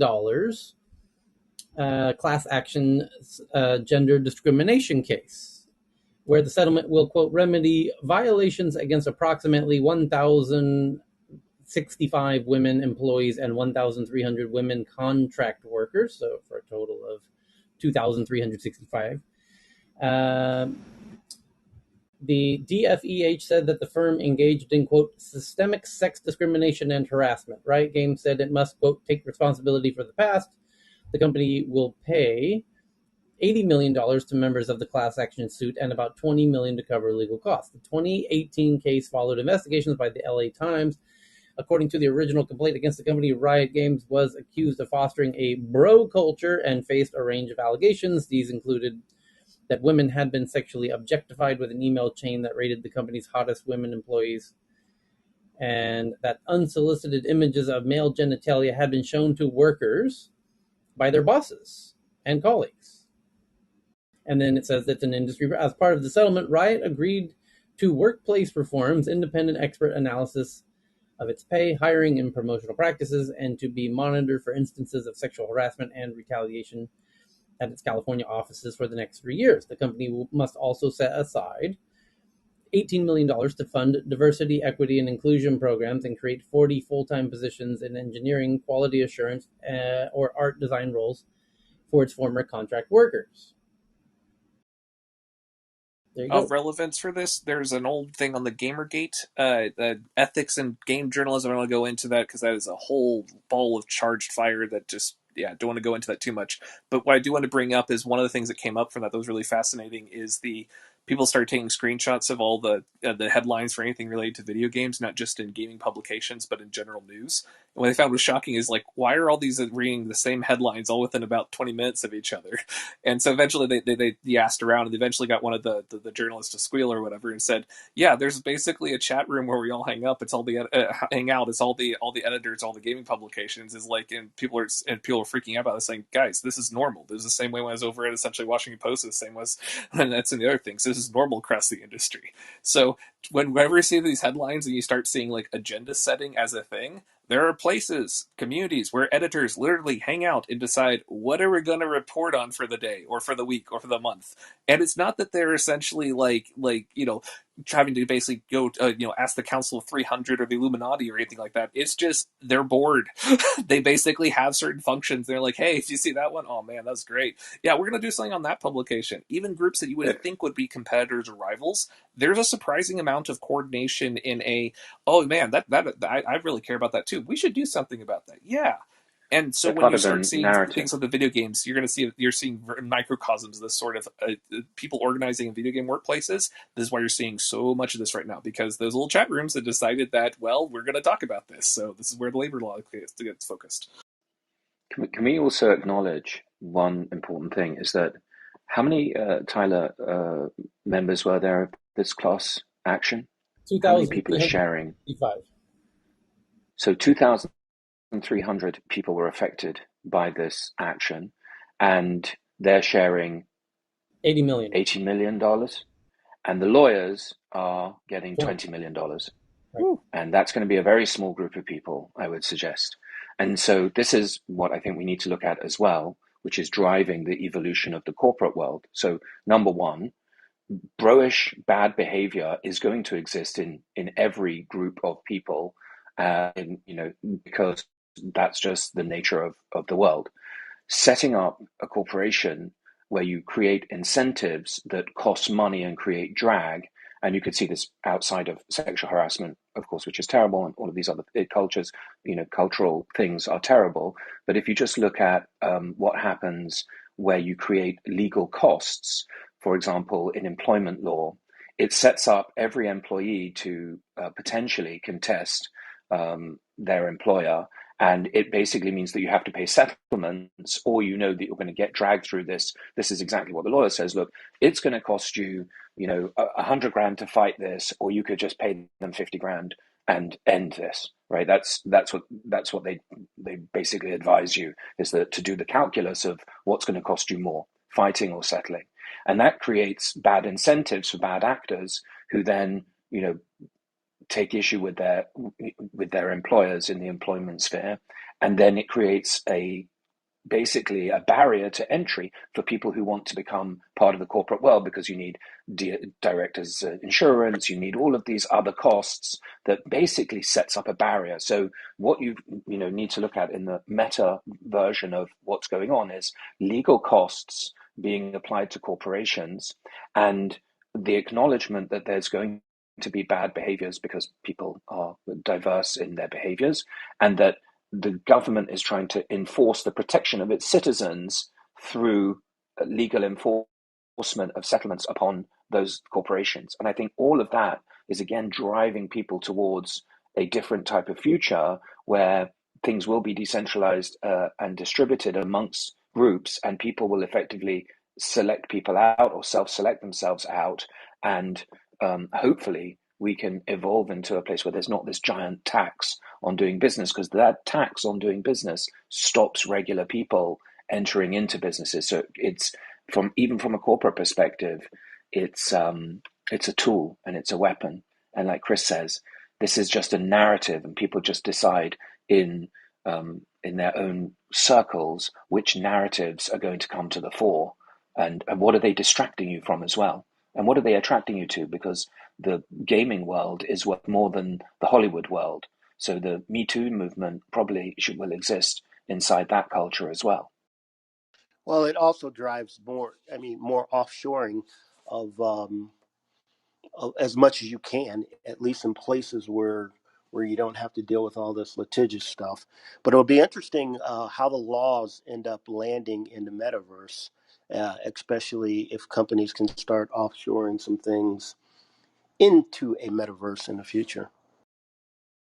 That is exactly what the promise of the blockchain and those technologies are, is that you go into the metaverse, you have pseudonymity in order that you don't have to deal with that. There is no central corporation. There is no one to serve papers on.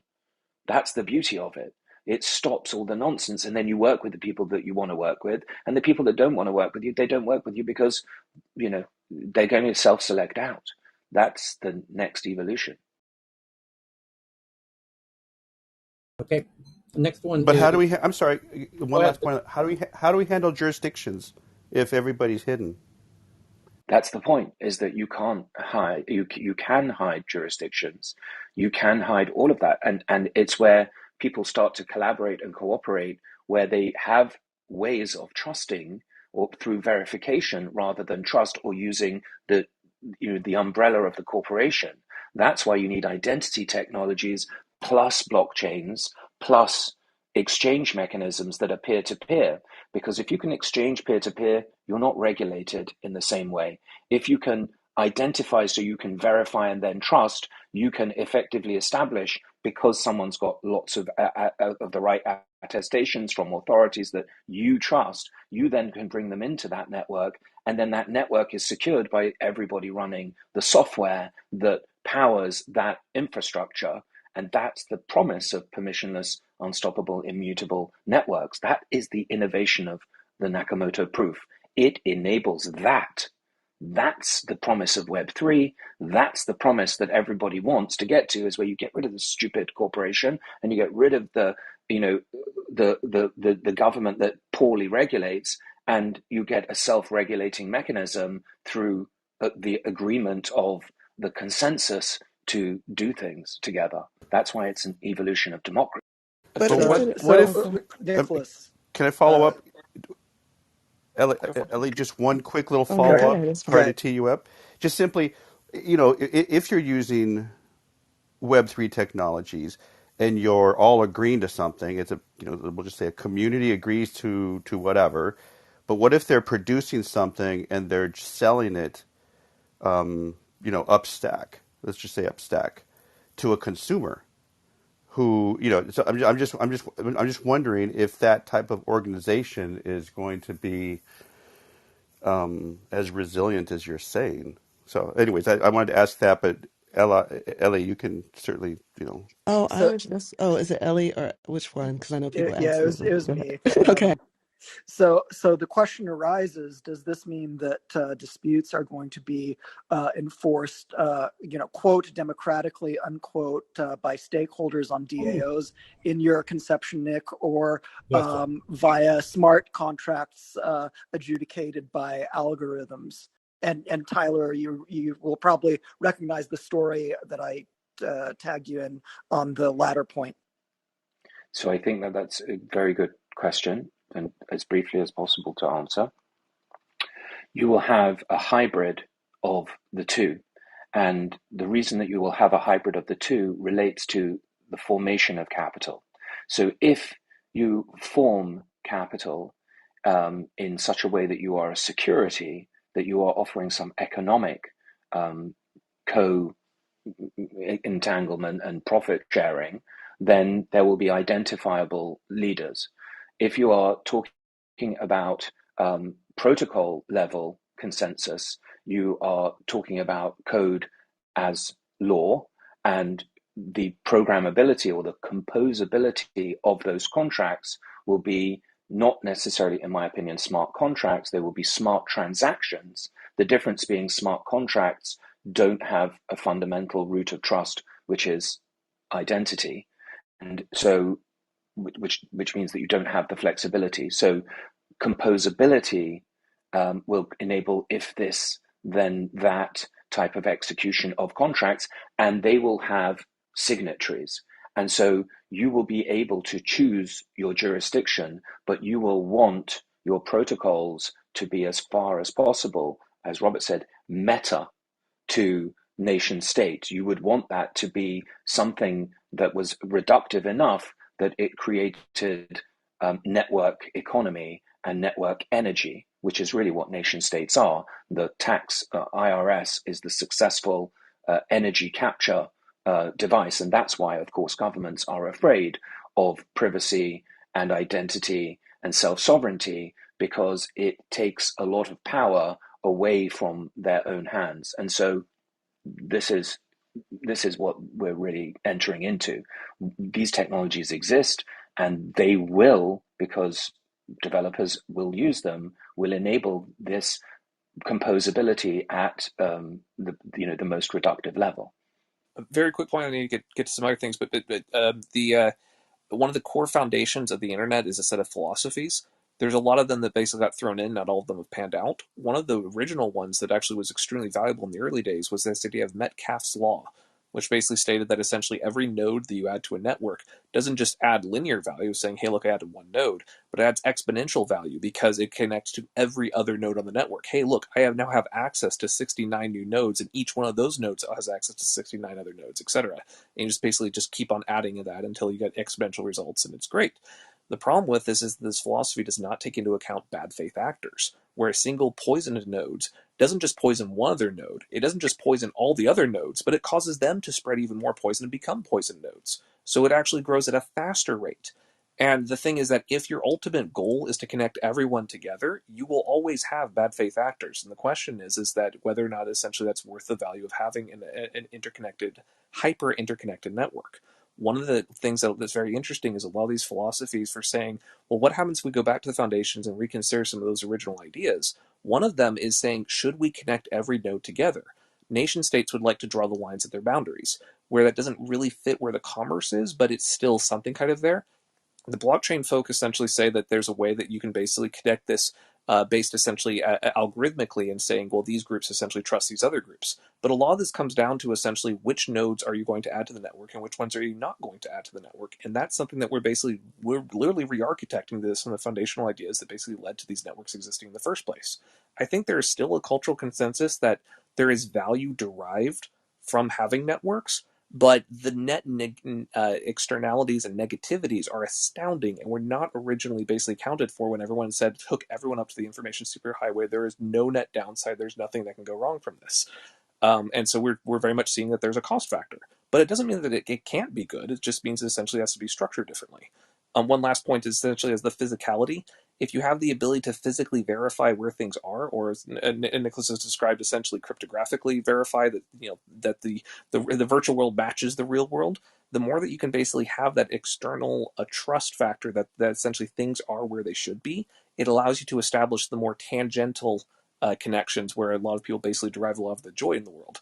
But that requires having that foundation of trust, and that's something that we do not have right now, or is rapidly decaying. And we can see that societies that are very complex require high degrees of trust.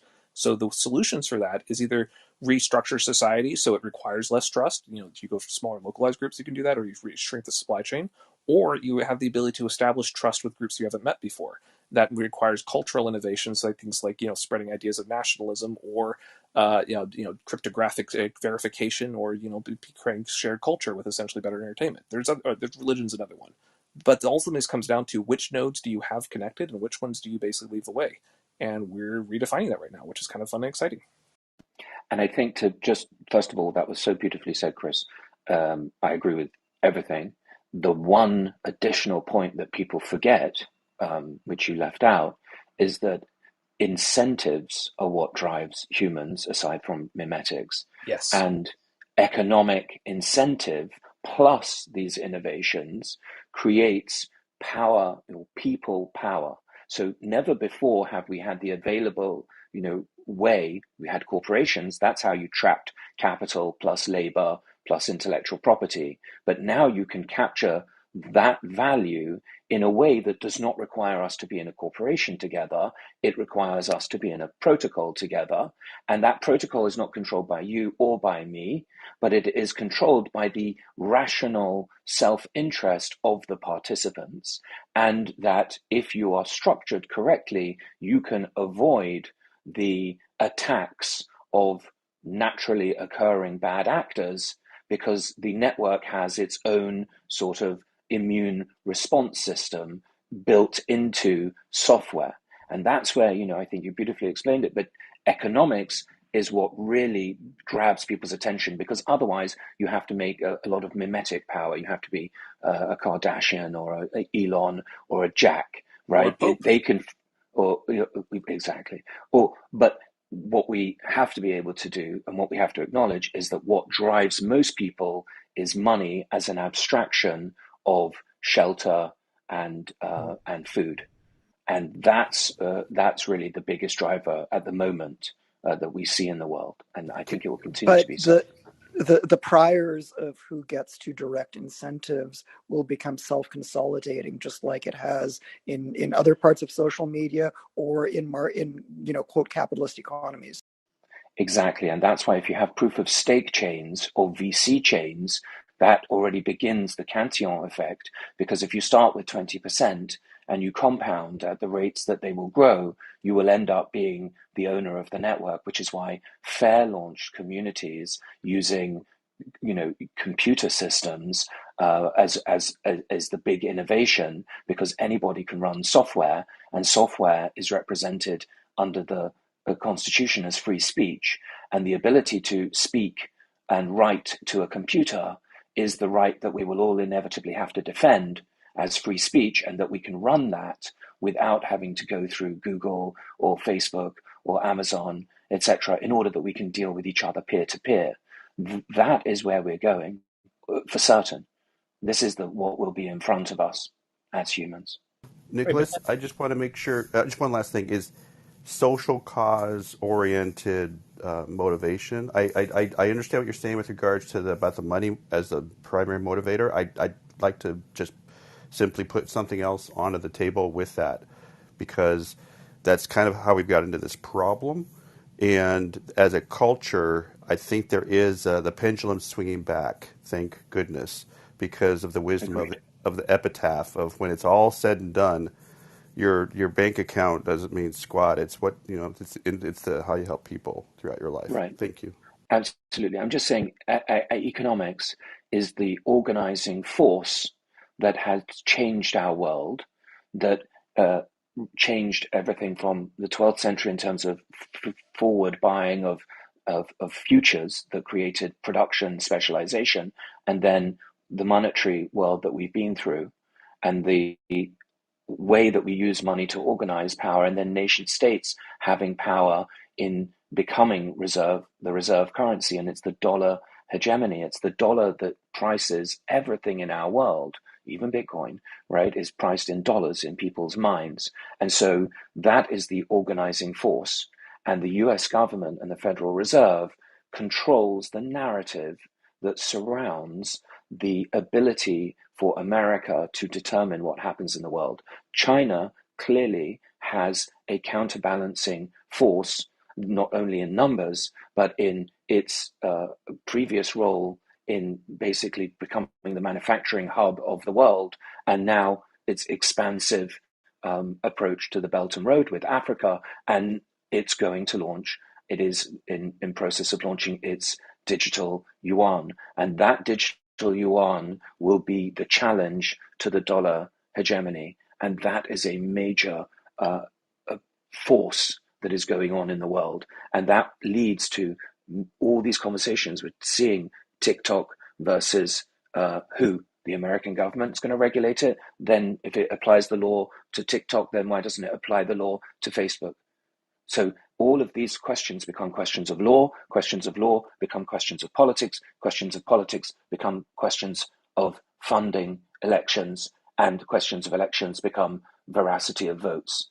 And there we are back at philosophy and politics and economics. Theory is everything, folks. Here in Tech News Around the World. and We just had a wonderful mini TED talk there. I appreciate what you guys shared too. Thank you. there's related, and Ellie teased very briefly an article that he shared that's relevant to the topic of how conflict resolution will occur in a peer-to-peer world, how it might occur, and how we might have How the about how it originally occurred with the Hitman stuff? That's a form of conflict resolution, right? I mean, internet courts of sorts, like and I've old school tech news around the world folks from the very beginning will remember an alternative concept to tech news around the world was the court of Clubhouse, or the Clubhouse court, where we would handle and both parties agree to have their dispute settled by the Clubhouse court, and it would be people on stage. We'd act as a jury of their peers or what have you. And we might see the same in the metaverse if it's a truly decentralized entity internationally, where geographies and jurisdictions no longer really apply. that could get very interesting. So Well, you could like have that as part of Tyler. your initial when you form a coin, or when you form a currency, or you form like a sort of like a metaverse structure. You could say in Tyler. advance, "Oh, we've settled disputes via this policy," and if you actually have like a independently verified one that they agreed to ahead of time, that could actually be kind of interesting. Tyler. mhm, yeah.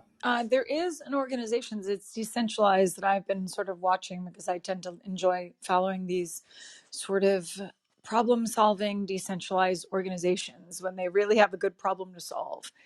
And one of the ones that I've been following, and the name escapes me, is one that's actually going to make warranties decentralized. Because one of the biggest things in credit cards is fraud, right?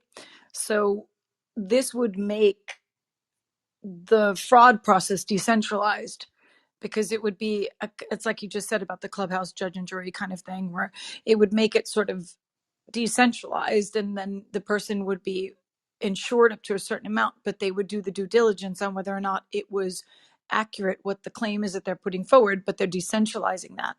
And I will find the name of the company, but it was really fascinating because it is taking on some of these processes that will be disrupted by decentralization, because for the most part, a lot of the times there's just like a lot of fat in the middle that's paying like a salary or maybe three salaries of work that If I is not really required anymore because it's just there as a organizational network that is of the Mhm. yesteryear, right? I think when we move forward into the future, business processes will be more agile and more lean, and as a result of that, that's they could be decentralized. Amy, that's an excellent point, but it's actually also a throwback because insurance, which is what you're talking about, was used to be a mutual business, and in fact, I was part of the process of demutualizing a company called Sunlam in South Africa back in the 90s, and so they go through waves, just like everything else, where you go from a mutual company to being a private company, and where we are is basically acknowledging that we're creating mutual unions essentially. And so an insurance group is really a group of people that pool their funds against a diversified risk, and then it's underwritten. So all of these things, there's nothing really new under the sun. It's just the technologies that you use to enforce them. The previous point, um, there was a meta point. I can't The remember. judges, when we're talking Don't about have a arbitration. senior moment. Don't have a senior Yeah, moment. exactly. But Yeah, yes, Nicholas, yes. I wanted to make Clubhouse a point. very good. very clear meta point, and the meta point is that there are two ways of dealing with conflict, right? And this is where you need to acknowledge the new thing. Um, you can deal with you can deal with bad actors, and you can deal with governance in a way that you can exclude people or you can punish those people.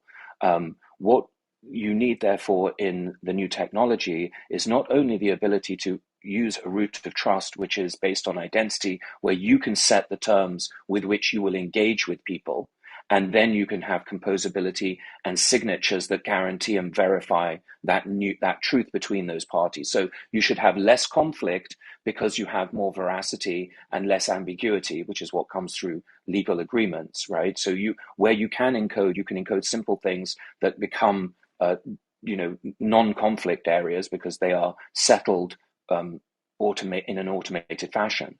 But what you also need, and this is where the design of an understanding of blockchains and the evolution from the Nakamoto proof is to understand that we are going to live in a multi-chain world, and that multi-chain world will be interoperable through mathematics, through cryptography, just mathematics, let's think of it. And that if we acknowledge that we can live in essentially a fractal world of cooperation and collaboration, and we can set the terms by which we want and who we want to work with and the rules that apply to them, that enables people to then, if they disagree, not to be deplatformed, because you can't be in a singular chain world where people could be deplatformed from a community. The structure of the new technology enables a fractal mode where trolls will become really not very useful because you can't have communities of cheaters. That's what we've learned from the chemist, well, the work of ecology of biotechnologists like E.O. Wilson, right? That's the whole idea that they came up with an understanding is that you can have certain amount of cheaters within altruistic networks, but you can't have networks of cheaters. And so the new technology will enable people to collaborate and cooperate, and you will have far less conflict. And for those who hadn't heard, Edward O. Wilson did pass away yesterday, sadly. Yeah. E.O. Wilson. Yeah. Oh, that's tragic. So on this topic, Ellie shared an article that China's AI attorney claims to prosecute crimes with a 97% accuracy. Scientists in China have programmed AI to identify crimes and press charges with 97% accuracy, they claim. Researchers developed a tool that can assess cases and suggest criminal sentences based on verbal description, based on a reported 1,000 traits sourced from some 17,000 real-life cases from 2015 to 2020, according to South China Morning Post. The AI has already been tested by China's largest district prosecution office, the Shanghai Pudong People's Procuratorate, and proved especially well versed in China's most common criminal acts, such as gambling, reckless driving, theft, and fraud. They hope it will soon come to recognize more complex cases. Quote, the system can replace prosecutors in the decision-making process to a certain extent, says a professor who led the study in a statement published by some journal. The use This of works really well when paired with a 99% conviction rate. right. Well, which is actually a thing I looked into this article with It things. It's is. actually it's interesting between federal versus local. There's some differentiation there. Like in America, it's 92% for federal cases, but there's a much wider latitude in China's local courts with things that can effectively, yeah. So they're basically automating the punishment stage of saying, hey, how much should we basically level on here? And there's also a difference between throwing the kitchen sink versus essentially something that's more targeted. But yeah, your AI judge and jury here coming up here soon. Yeah, but what China's also trying to do is reduce if they can, a level of corruption, because that's one of their big moves. If you read some of the transcripts out there, so if this helps, Sure. that's not a bad idea. Also, Estonia has been doing something like this. Also, I don't know to what extent. I haven't seen any latest articles on it, but I highly respect Estonia also. To the extent they had to upgrade the software because they exposed half of their population to a malicious hacker. Yeah. Also, the other drawback with things is that with the corruption stuff, it just so happens that it turns out that all of your political opponents are corrupt, and your political friends essentially somehow weren't as corrupt with things, or don't get pulled up in that. And so you can remove an enormous amount of corruption and remove all of your political opponents along the way. And what do you know? It's magically essentially more centralized. And they were so effective at doing it in China that they had to have a warning system because they found that they would have lost all of their leadership across the nation because there was so much endemic corruption.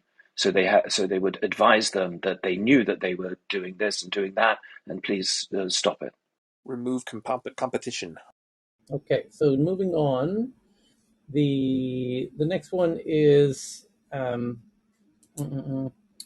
apparently some El Salvadorians are saying that their bitcoins are disappearing from their government issued wallets. That's interesting. Hopefully, more people will investigate that. I'm And from sure the IMF didn't have anything to do with hiring someone to look into this. Government issued wallets being the warning words there. Yeah.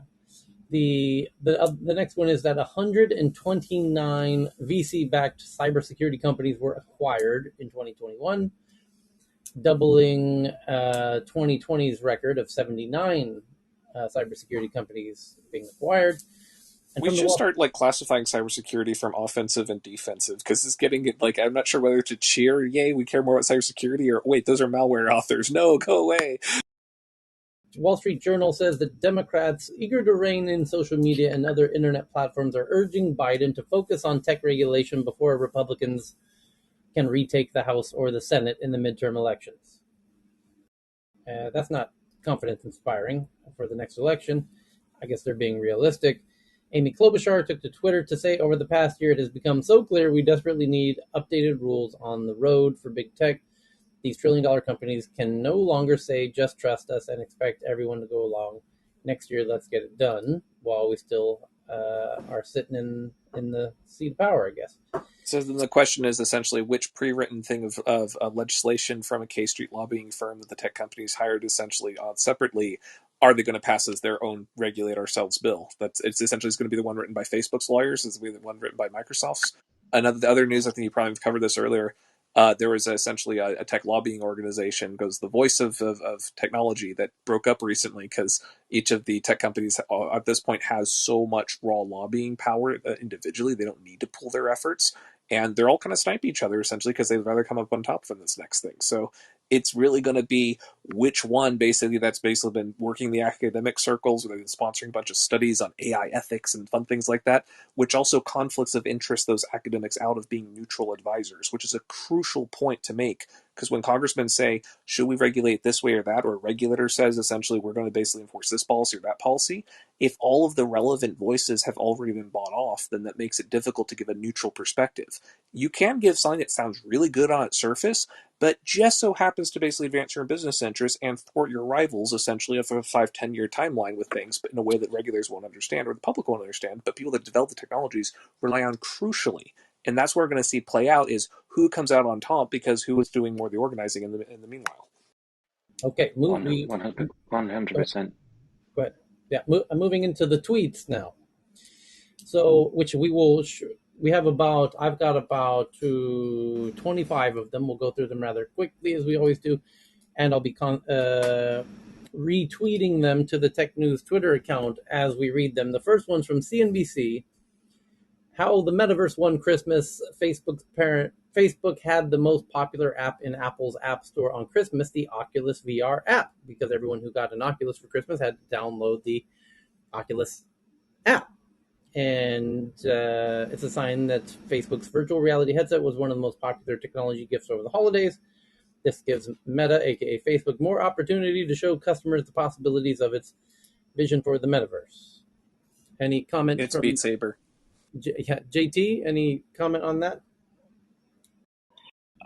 It's probably a big push towards getting people into their Horizon worlds, especially since they opened it up to everyone who is 18 and older in the US and Canada. Previously to this, it was in closed beta.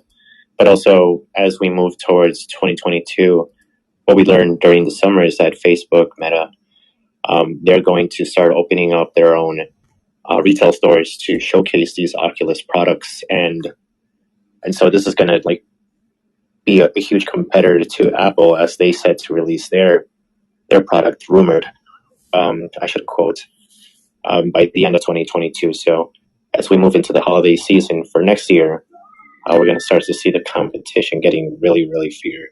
Yep. Next one's from Bloomberg, that Ant Group, which is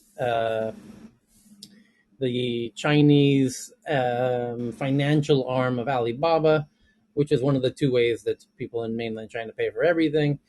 And Ant Group shuts down a platform that they own called Jiang Hubao, which is made for mutual aid crowdfunding.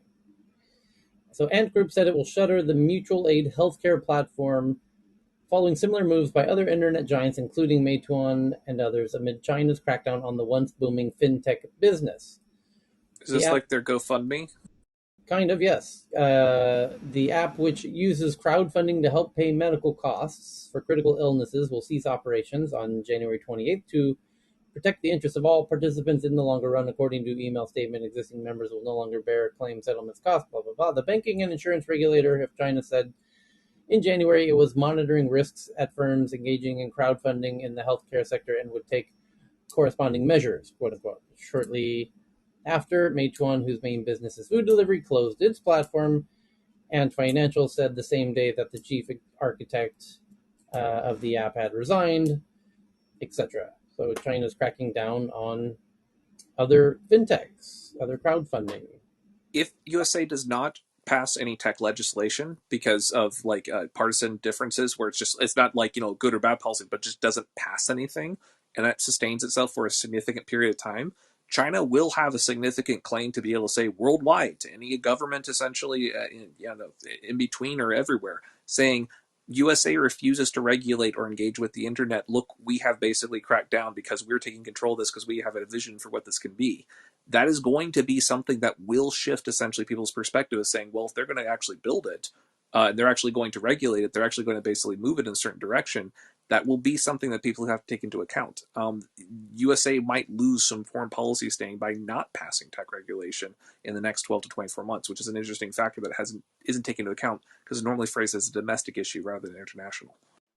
So Yeah, the But the but the next, Chinese are playground, cracking down. The Chinese are cracking down on uh, things where they can see people can see that they're getting people power and they're getting some agency, and that's supposed to be provided for by the state in their model. Sure. I'm not saying it's a good thing or a bad thing or things, but it does affect essentially their ability to say we did something. Oh, absolutely. But the as we noted before, if you're coming up to the midterms and you are funded and your campaign is funded by contributors, as you described, that are more powerful than the regulators, and that they're in this Faustian pact through K Street and the lobbying firms and their lobbying power to write the legislation and elect our leaders, then that's the real problem. okay, next one that I just retweeted was Poppy's tweet from the Washington Post that an MIT researcher has devised a radical new technique, an AI that can predict breast cancer. That's lovely. And then I just pinned to the top of the room, and I'm now. Oh, yay, Wombo's up there. Thanks for putting that up, Tyler. Yeah, so Poppy found this, and I just retweeted it and pinned it to the top of the Clubhouse room. It's an app called Wombo.art. Wombo.art. It's amazing. I've got that in my profile picture right now with stuff I've been playing around with. And so do I if you PTR. It's amazing.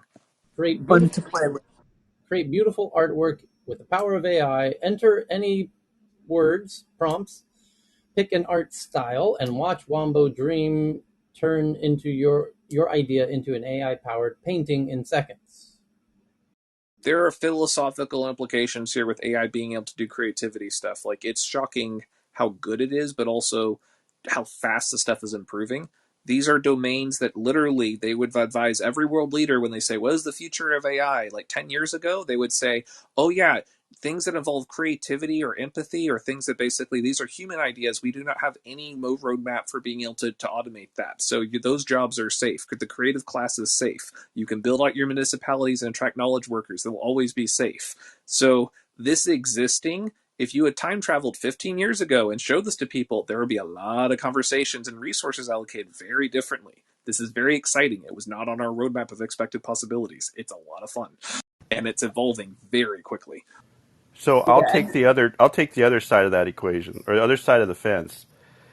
I'll agree with you that this is absolutely, oh yeah, it's not going to be able to do creative artwork, and this is another brick in the wall to demonstrate, oh yes, it can, and it can very well to the point of doing it better than many educated creatives, right? You go to art school or whatever, so it's going in that direction, full speed ahead, It's not and there then yet, but you don't need to get to the end to be economically relevant. That's the key part that a lot of artists versus saying can you automate art or not is it's like a lot of it's kind of irrelevant because the thing is if you can automate any aspect of the process, then by definition that's basically changed the amount of labor that an artist can create.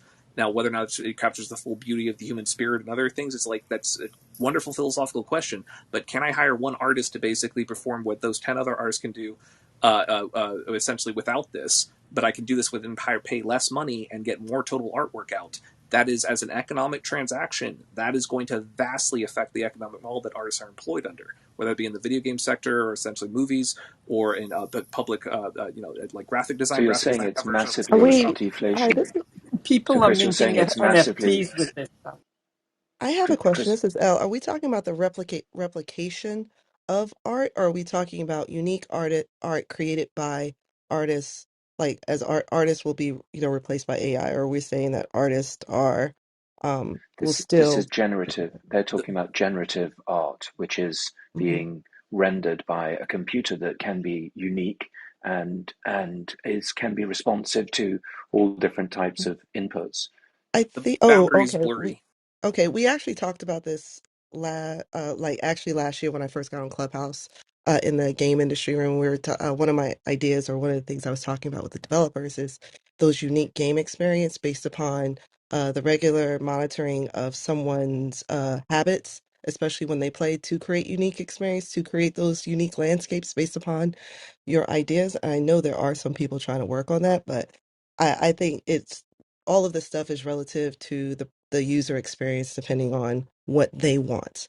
So when I hear that, this is going to replace, there's always going to be someone that wants that, what's the word I'm looking for? That organic, that, rustic sort of thing, like the people who prefer listening to albums over streaming. Some people still buy albums, so it's based upon what that user wants at that time. Some people still pay for handmade candles and rides on Yeah. horses through the park, Yeah. but it's Lenny Kravitz still, economically a yeah. fraction of what it used to be. Right. Lenny Kravitz still records on LP because he said it gives a warmer sound, instead of using the other stuff. So And I yeah, it think just depends on the user. Chris's point is well made, though, that you're removing, just like the music industry did with digital music, you're removing other participants from the chain, which makes it deflationary. Chris, if I'm understanding you right, that's your point, is that whatever happens, there's Oh yeah, value, most human definitely. value removed from the value chain. Is that what you're saying, Chris? The amount of amplification of what a single artist can accomplish. Just as a brief also a side version of this, it used to be spreadsheets fuel essentially finance. Like the amount of basically the world of finance held up by Excel is astounding. What's hilarious about this is when you look at the history of spreadsheets and where they come from. It used to be you would literally have a giant open office, and being a calculator, being a computer, they would actually. I have an old dictionary where that was actually the definition of a computer is a person that computes. That definition is aged interestingly, but they would literally have this giant open plan office, and you would have everyone sit in columns and rows, and you would literally basically have the people basically take a ledger out, and they'd basically take the thing from the person right next to them after it goes from their part to the next part. You'd have a giant human spreadsheet essentially for processing accounting and transactions. Insurance industry is one of the pioneers of this. And this is this is like 1800s or so. But the reason why this is really important is that when we look at this, and you would have had to employ hundreds of people to process all those thousands, tens of thousands, hundreds of thousands of transactions and rows just to basically figure out what the state of anything is. The thing that's astounding about it now is a single individual now, it can basically fire up a spreadsheet program and have access to essentially what would have taken hundreds of accountants in a prior era, and in a single afternoon, basically run the entire world economic simulation on a laptop computer that costs less than $1,000. Less than essentially a few weeks worth of wages. That is astounding. Um, this wasn't even possible like 30, 40 years ago because this would have still required supercomputers to the point where essentially you have to pay large capital expenditures to run similar capabilities. You're seeing that happen in the finance world, and you're starting to see essentially all new recruits for the banking and fintech groups that have to have coding skills because they understand the degree of which automation can affect the ability to do banking. What's fascinating is you've seen that in that sector. We're going to start seeing that similarly in artist sectors because historically artists have not had pricing power outside of the extremes. Whether or not you're featured in the art galleries, whether or not you're able to uh, basically have your stuff basically mass produced in a way that basically aligns you with essentially business interest. What's going to be really crazy here is when the same tools that enable artists to basically whip up something, like Photoshop completely changed the design thing for graphic design, used to be one of those highly paid careers out there. And then practically overnight, essentially the skills basically became vastly devalued because everyone could do a little bit of Photoshop. When you start having that for essentially all these other skills that typically require years or decades of training to become a certain level of skilled artist, but someone with essentially an afternoon and a very powerful AI program can come up with something of comparable quality, that is going to vastly change the economics of what it means to be an artist in the same way where being an accountant or being a financier has changed because essentially we can run the numbers so quickly. This is But going to be an amplification of what it means for being an artist. an So, artist still needs Can I to be join in somewhat here, of a please, dreamer, though. to the yeah, Yeah, space? but an artist. yeah. Uh, Hold on. Hey, uh, El, there's a lady in okay. Twitter Space who's trying to jump in. Oh, sorry, there was a Yes, delay. please. My apologies. That's all right. Sorry, I'm here. This is Pat Hey, trying Pat. out the Twitter space for the first time. So I hope this is coming through clearly. But thank you, Tyler. And I think I agree a lot with what Chris was saying about how AI and technology has actually eliminated a lot of different chores and decreased the amount of effort one can need to produce something. But I have a feeling that artists like Ai Weiwei or even Banksy actually will very soon get on top of this AI thing, and even with 3D printing and so on, which is much more simple, of course, but to actually use the AI functionality to create stupendous works of art and use the inspiration, the artist's inspiration to develop spontaneous and unique expressions that will be needed to actually definitively define art. So yes, there's a place for AI in that sphere, but surely the human aspect still has a lot of value to go. Okay, Elle, you were saying. Oh, sorry, I was muted. You know what? I just had a brain fart. So think I just totally went out the window. Just go ahead. I'm pretty sure somebody will touch it. Just go right ahead. Can Pass it off. Thank you. I So could The dovetail upshot. on the last comment? go It's, ahead, it's Katie. Katie in Twitter Yeah, Spaces. go ahead. I'd love to have that concept of the Turing test 2 or 2.0 or 3.0, in which an AI produces a cinematography experience that touches the human emotion better than one that was created by humans. So, right, so that test would be when viewed blind by viewers in a theater, one film the traditional way, the other film created fully by AI. So not even the instrumentation of a human director um, using many different components of AI in order to produce something, totally produced through machine learning, algorithms, and AI. When the audience does a taste test, if you will, and chooses the one from the AI, I think that will be the astounding moment that AI has reached, a whole different level. And I think we're very far away from that, but I just want to posit that thought of it, a Turing test, in the future that can make a tear come to your eye, or the chilliness when the score overlays a dramatic performance created by machinery. So I think there's a actually, two. a couple of years ago, or 3 or 4 years ago, there was a semi-credible AI generated trailer. So we may not be so far from that, actually, as you might think. We can and create and I, basically tech demos that demonstrate this capability, but there's a lot of smoke and mirrors involved. There's missing functions, specifically on the executive side. Being able to actually like set goal setting is something that we don't have modeled very well. But if you have the ability to mix and match from what's already been done, that essentially almost more of like a fan edit, we're already at the ability to do amplification. That is very well in the basically something that we're going to have as a part of every artist's repertoire in the very near future. Now, whether or not amplification ever becomes replacement, that's going to be a little bit trickier, because then you have a philosophical issue of, well, where did you train the original data on? Well, we trained on all the other original artists, and basically we simulate all the reactions and everything. But you mean the artists are now basically, they're still creating artwork, but the AI is being trained off of it. Who's the actual artist here? Is the AI or the artist?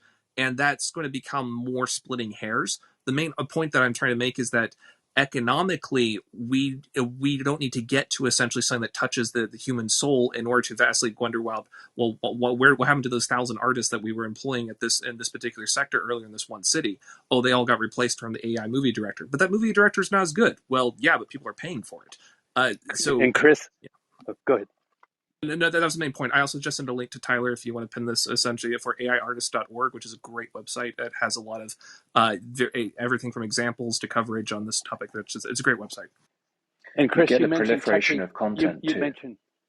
You mentioned touching the soul, and so the proposal was a Turing test 2.0 that touches emotions. And I think, however that Turing test 2.0 is defined, is going to absolutely have to uh, dissect the distinction between emotions and soul. And I think one of uh, the corollary benefits of doing that is going to be to really focus on those aspects of emotions that fuel the soul, that fuel compassion, that fuel empathy. And so, if it's just the whole array of emotions that are supported by Turing Test 2.0, I think we may be missing the bigger opportunity of defining a pathway towards a higher level of social function. So I love the idea of Turing Test 2.0. I hope that it can be focused in a way that delivers more than just the Turing test itself. Go And I ahead, also like to Nicholas. second that. I'd like to second that and say I also think the Turing Test 2.0 is a good idea, but I think we also have to understand that we've already been touched by that automation process and the superpowers. Because if you look at any of those movies that are made in Marvel franchise, for example, those actors are not necessarily together, and they are manipulated in CGI worlds that already touch people's emotions. Maybe not everybody's, but they certainly touch a large group of people. And I think that's to Chris's observation that AI is not only something that is autonomous, that it can be run on its own, but it's something that gives us humans superpowers. And in honor of E.O. Wilson, I'll reference his thought on that we are becoming Homo proteus, that is an augmented Homo sapiens, with our merging with technologies. And the AI, the artificial intelligence as a broader term, is about the enhancements that humans have. And so I think to Chris's point, having a single artist who can bring in volumetric versions of people that are created by an AI, but then animated by a human is an example of the real superpower, and it isn't just about being machine autonomy. Hey, this is Al. I don't know if David remember or if he remembers the I conversation that we do. had. I Remember do. with we were talking to Ben Broader. I don't know if anybody watches sci-fi, but he was in Stargate, and we were actually talking about with this because they were talking about the if we were to go this path with this AI and this animation, what does it do to the actors as part of this? So, does it remove them, or how do royalties get split out if you are, if artists start using AI or these things, like how are royalties split out? Does it go to the developers of the product? Do they get a percentage? Does it go to the first the original artist, or does it go to the platform that it's hosted on? So there's all these different questions. But what I wanted to say earlier, because you guys already covered a lot of stuff that I forgot about, I wanted to say though, a lot of the things that we're talking about, we really should be in that field. We really should be talking about how it replaces sort of repetitive things that occur, especially in animation. Once they create the original artwork, then from there they actually have to do the motions and do all these other things. If you can have AI do that part for you, where you tell it what you want it to do, so you don't have to remember the old school way of Disney where they used to create all those like the flip book of the stick man. I don't know, I was a bit of a dork. I used to do the stick man book and the little post-its, and I used to do The all this illusion whole of thing. life. Exactly. So if you can just start with I'm pretty much just saying that I feel as though this is a good thing if it's applied right. It can remove repetition out, so it gives artists the freedom to create again and not be under the pressure of having to drum out X amount of product over a certain amount of time if this is done right. One of the driving forces for consumer adoption of computer technologies was this original idea of cognitive amplification, the idea of being able to empower humans to solve problems that they couldn't even imagine during that era. And the Yes. thing is that over time we've put a lot of other things on here, from commerce to governance to ability to essentially like connect and communicate, and these are all good things. But it's important to basically recognize that some things are not as prioritized as they were in the earlier days. And this is something that essentially I think we've lost sight of when we have a lot of devices that can blink and blink lots of flashy lights at our face, but ultimately are tools of consumption, or point a picture at something and then basically send it somewhere else. It's like that's cool, but they're capable of doing so much more. And a lot of this reflects a reflection of priorities on resource allocation. If you essentially have the research budget of Google or Facebook, where are you going to put your engineering time? Where are you going to basically put your dollars, your technical frameworks? What are they going to optimize the processors for? One of the biggest revolutions that we had recently over the last decade or two was just the fact that video games were enough of a financial market that they could actually create GPUs that they would function just for rendering graphics for that. And then what do you know? You have AI breakthroughs from that. What other kinds of resource allocations are we making right now where there's hidden basically breakthrough potential that's basically been obscured because our focus has basically been very, very much driven by financial incentives with our current structure? there are things, entire pathways we haven't followed up on yet that could essentially be like, almost like low hanging fruit just because of how we've done things. The cognitive amplification is something that these platforms could dramatically expand. And the thing is, as people basically gain access to those tools, it changes what is possible to do as not just as individuals, but as larger communities of practice. In animation specifically, there's a lot of repetition. There's a lot of grunt work that, frankly put, human beings don't like to do. And the more that we can basically automate that, or the more we can basically bring the artistic expression in at the lowest level, so that the boring parts essentially become something that's full of life. That's going to be very, very, very exciting, and we're going to Exactly. live during an So era where you have to explore okay, Chris, it. if you don't mind, Yeah, can like I don't answer her replace question us, yeah, more enhance. precisely? Yeah. well, I'm sorry. Go ahead. Chris, I'll go Can after I answer her Ken. more Go question? ahead. I just want to answer Elle's question very precisely in one sentence. I think what's going to happen if you look at like Netflix and the streaming services, whoever is putting up the money for the production is going to get basically all the rights, and everybody else is going to be a work for hire because that's what's going on in Hollywood. Yeah, So that's what we there's should no be more back concerned ends about. and stuff So like that. so this I is a business. so This is a business that we're involved in here in Los Angeles in Hollywood, and involved in the volumetric capture world.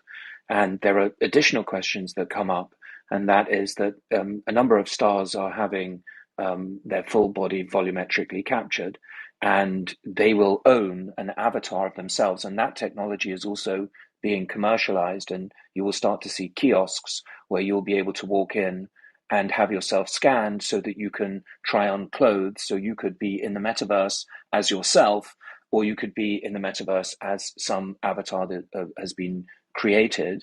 But the stars themselves are going through decision making processes now with their agencies that say, well, am I going to be, if I can be infinitely replicated, I could be involved in numerous different products, and I could allow different artists to animate me with my agreement, for example, and be fully involved in an artistic endeavor. So um, these things are actually happening now, and these questions of ownership of rights and who puts the money up is where that actual confluence happens with DAOs, and that's where fans will become involved, and that's where we've seen in China where you have a full avatar personas that are not even real, that have um, that have followers and that have network energy from humans.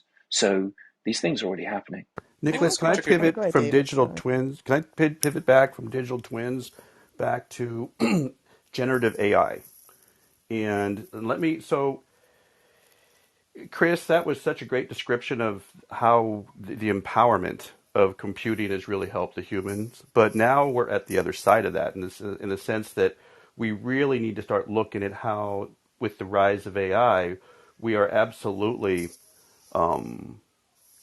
we're the pendulum is swinging back, right? In terms of just in this conversation with artists, just focusing on that. We've talked in this room about a bunch of other, interstate truck driving and things like this, but let me just paint a picture because you also spoke about the economics and things. I just want to sit on that for a moment. So as a marketeer, right? I hire graphic designers to generate. We'll put a budget around them generating a small number of different concept ideas, and then we'll pick one or two, and then rev out. We'll clean it up and pick one. The generative AI, what that means, everybody, is that there's going to be a service popping out of somewhere. I'm not going to say Silicon Valley because Silicon Valleys are everywhere, that basically does quote unquote YouTube quality, which is good enough for my marketing budget. So graphic designers that are experts that have been doing this forever, or they just got out of school, or they're in school now.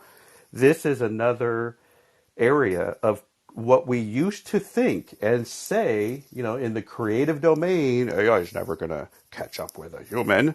That's not true. Full stop. Period. Put a ribbon on it. That's not true. Period. Right. And so the thing that's missing in all of these conversations with regards to this rise of AI is ethics.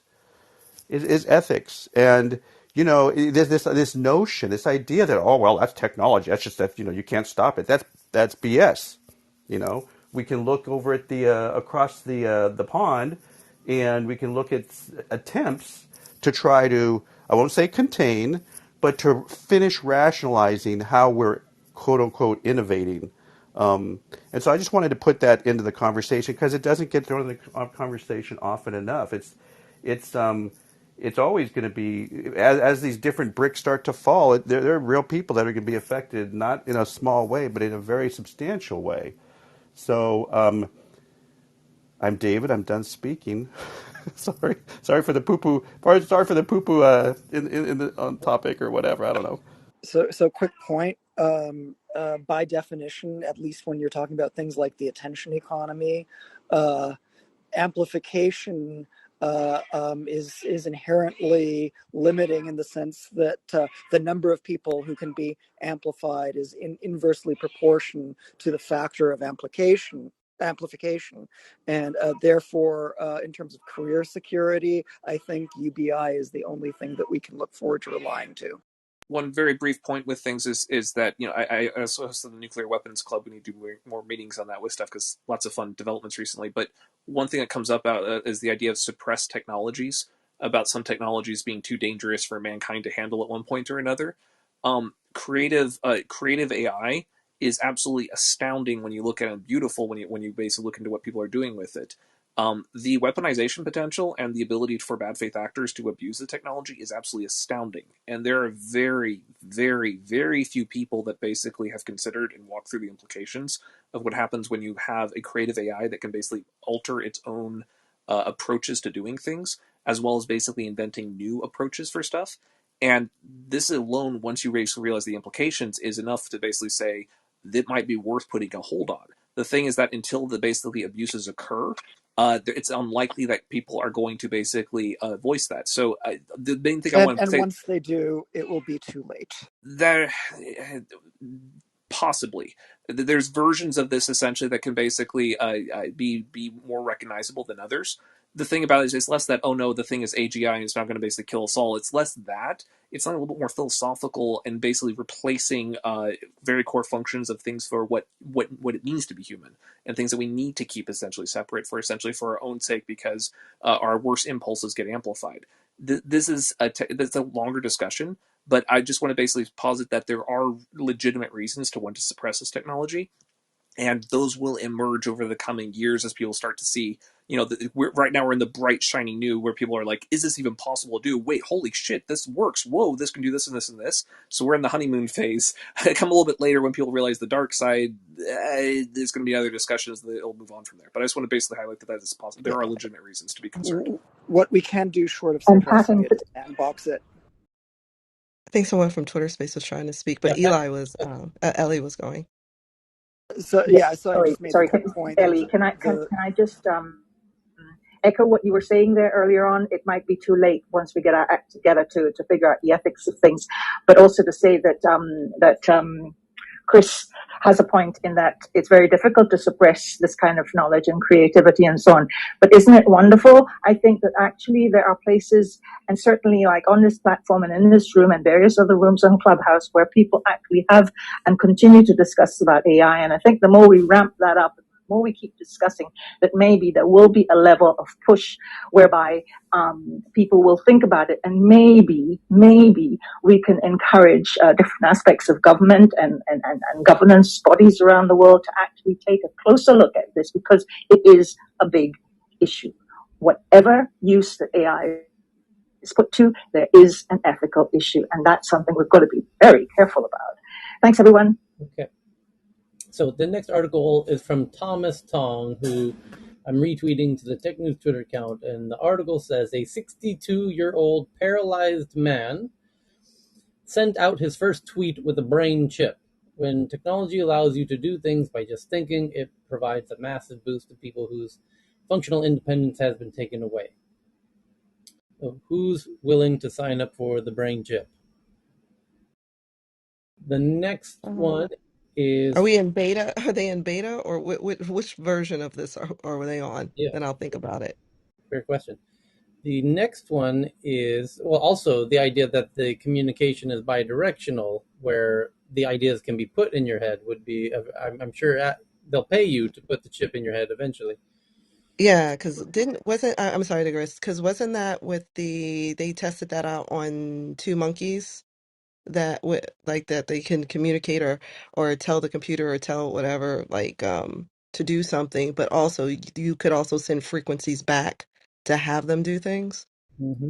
As long as it's expressed on only two axes with things, because they're somewhat limited in sensitivity. Yeah, But I could have sworn you brought this up, Tyler. if you have an XY, like just move the cursor left and right and tap, you only need like anything that can be controlled by a touchscreen could be controlled by this, which turns out it's just about everything. So even So, if a very, very limited form, it can still be very, very powerful. It's a little different from Hmm. take control of your brain and there you're suddenly basically creating 3D models of everything. But if you can make a 3D model with a touchscreen, then theoretically there's a loop to go through that. so And let's tie this there's back. at least half a dozen well-funded initiatives to do bidirectional communication through these chips, and EdGen, EDD, two Ds, Gen, has published a manifesto on extending human rights to the right to private cognition in a very eloquent and articulate description of four new human rights that must be emergent and globally recognized in the space because it is inevitable that this is going to move forward. There's a whole lot of money being spent in multiple labs around the world to perfect this technology. It might be easier As to do than we thought. John, can you DM me those? Oh, That that link was you Ellie. described? Sure. Yeah. Later, I'm not able to now, but I'll do it later, Chris. Thanks. as I've said before, the cranium is a really good line to hold regarding privacy. So Ame shares one that I just retweeted to the Tech News Twitter account that there's a new DAO that wants to make Blockbuster, the old retired video rental store, a decentralized film streaming service. Brands can never die. Blockbuster DAO's plan is to raise $5 million by selling NFTs and then purchase the defunct video rental company to compete with the likes of Netflix and what have you. And Eric Io, I just retweeted his article that DARPA has now issued a $5.8 million contract to build an AI system capable of scanning instruction manuals and then convert those into instruction manuals for augmented reality so that you could overlay the data directly in the objects in a virtual augmented world. That's an incredibly cool concept. That market has money. A lot of things with augmented reality have no future because, frankly put, they just don't have a compelling use case. Telepresence and the ability to do skills transfer, and this would be under that category with like training and being able to look at things. Those are very lucrative. Vuforia is one of the group behind it. Is a PT, I think it's PTR, PTC, I think it's PTC. Is one of the few segments of the market that actually has a large market cap from exclusively creating these sorts of applications. They're one of the very few competitors that Facebook actually has. The only reason why they're not directly competing with them is because they're almost exclusively focused on corporate, like manufacturing sector and industrial, rather than consumer sector. They have some intersection there, but not as much. Facebook's basically said we'll be consumer sector exclusively. Yeah, we'll advertise your business, but we don't really care how your factory conveyor belt runs. But a lot of the interesting stuff happening with like augmented reality, metaverse, digital twins, and stuff, it's not happening in consumer sector. It's basically porting stuff that's already been developed from the industrial sector, actually, from when they're already basically using this to run factories more efficiently. And that's where I think a lot of the data space is going to basically start happening when you start moving those into your horizons and stuff that Facebook's trying to play with. So President Joe Biden yesterday signed a defense spending bill that includes sections calling for Taiwan's participation in the Oh boy. 2022 Rim of Pacific exercises, known as RIMPAC, and recommending Taiwan's asymmetric defense capabilities be strengthened. That's the worst name ever. Hooray. Rimpack. Who names these things? Oh, I didn't even pick up on that. I We got swear these AUKUS, names are made RIMPAC. up What? on purpose. So the next article is from The Guardian, which Mark Zuckerberg refuses to do interviews with, so they created their own Mark Zuckerberg bot called the Zuckbot, which is based on his former interviews. And they've asked him questions like, "Hi, Mark. Thanks so much for taking the time to talk with The Guardian. It's been a busy 2 years since we spoke, and your company has now been implicated in even more violence and unrest around the world. Congratulations." And he says, "Thank you for welcoming me here today with your own self. Being present with you in person is going to be a killer part of history." And they say, "To start, you recently changed Facebook's name to Meta. Why?" And then the bot says, "Imagine a multiplayer game where you pay off a bunch of publications who are physically afraid of content. This is the basic idea of the internet. Now look up at the sun, close your eyes, feel completely wrapped in its virtual goods and e-commerce. That is the ultimate expression of social networks. That is the metaverse." Then the Guardian asks, "Can you share any details about what kinds of new experiences will be possible in the metaverse?" He says, "We tested a model where a big Priscilla avatar fried people using an energy field if they said false things about my friends, and I think it's going to unlock unlock a lot of new community policies, and etc. etc." But interesting conceptually, the idea of building AI bots based on celebrities or notable figures and their historical canonical comments, and generating new comments based on those historical comments of their grammar and whatnot. And in reality, the opposite is likely to be true, which is you'll have AI journalists going and writing real stories. You're not going to, far sooner than you create, artificial interviews with actual people, you're going to have artificial journalists writing Wait, articles. wait, could the artificial journalists interview the artificial people? Sure. I Might think It's that's probably gonna be. happened already. sounds like Wait, CNN. couldn't But they think create about it useless? as an alter ego. Think about it as your digital twin, and that you've got a service that is your, your inbuilt psychotherapist or your inbuilt, whatever, and it's recording everything that's going on in you, and it's going through those iterations, and you're consulting with your alter ego and hearing back everything, every phone call you've made, every interaction, and hearing what the AI thinks that you think. That's pretty wild. Interrogating the AI could be a security thing if it observes things that essentially aren't known to be public. You'd have to have another layer just basically filtering that out. The security hacking of the future is going to be nuts. So the next one, Especially when you've got deep fakes, which are Oh man, volumetrically perfect and photo real. Poppy crazy. found a I'm sorry. Kickstarter campaign that I just pinned to the top of the clubhouse room for a new robotic arm, a modular robotic arm with a camera, a smart AI camera. It's called Hunit. Has launched a Kickstarter campaign for the company's modular robotic arm with AI vision. The tech company's robot is a Wow, this is impressive. multifunctional tool that designed to complete small tasks either at work or at home. And it has different hands that you put on the end of the bot, and it has eyes at the end of the arm. And I think that could be a glimpse of things to come. It's really interesting. The next, Folks who want to see the industrial version of this, look up something called a cobot. You can also type like 5-axis cobot, just because cobot's a good thing to look up with things. But they have had a breakthrough with these essentially over the last like 5-10 years. The old idea of industrial machinery was to make these robot arms that are they're strong enough to throw cars around, like just absolutely insane. Do it so every single day and like do like paint shops and such. The newer idea with robots is the idea of saying instead of having dedicated work cells that are separate from everything else, you don't have a human being going nearby because if the robot goes the wrong way, it can kill someone. And the moment the human being gets near it, literally shuts down the whole part of that assembly line. The new version of robotics is this idea of small modular little cobots that you essentially are sharing the assembly line with, or essentially right in between doing small, simple processing stages in the assembly. And the idea is they're basically designed to have an awareness of the people nearby and the task and the functionality. And they have a lot more baked in intelligence. So they're not just hitting like press play, run a repeat of an algorithm.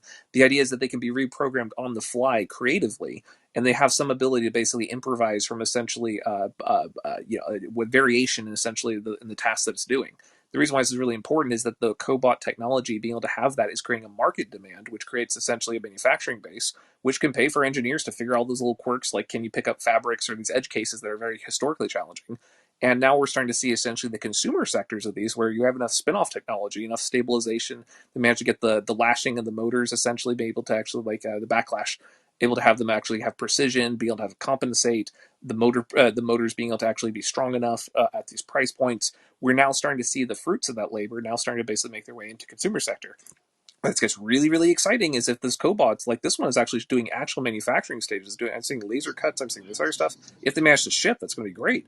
But you're going to see, even if this one fails specifically, there's a whole bunch of industrial-based technologies that are coming after this that allow you to do decentralized manufacturing on a localized scale, and that very much changes a lot of the business models of how we structure the economy as it scales up. It's kind of like the hype on 3D printers originally. They lacked the ability to basically self-modify or basically it's kind of back on track with the Creality stuff that kind of took away life through consumer products with stuff. Anyways, too much information, but the short version is these you're going to see a lot more of things like this in the near future. It's not an isolated thing. There's a whole wave of this stuff coming in the near future, and it's already here in the industrial sector. It'll be consumer here soon.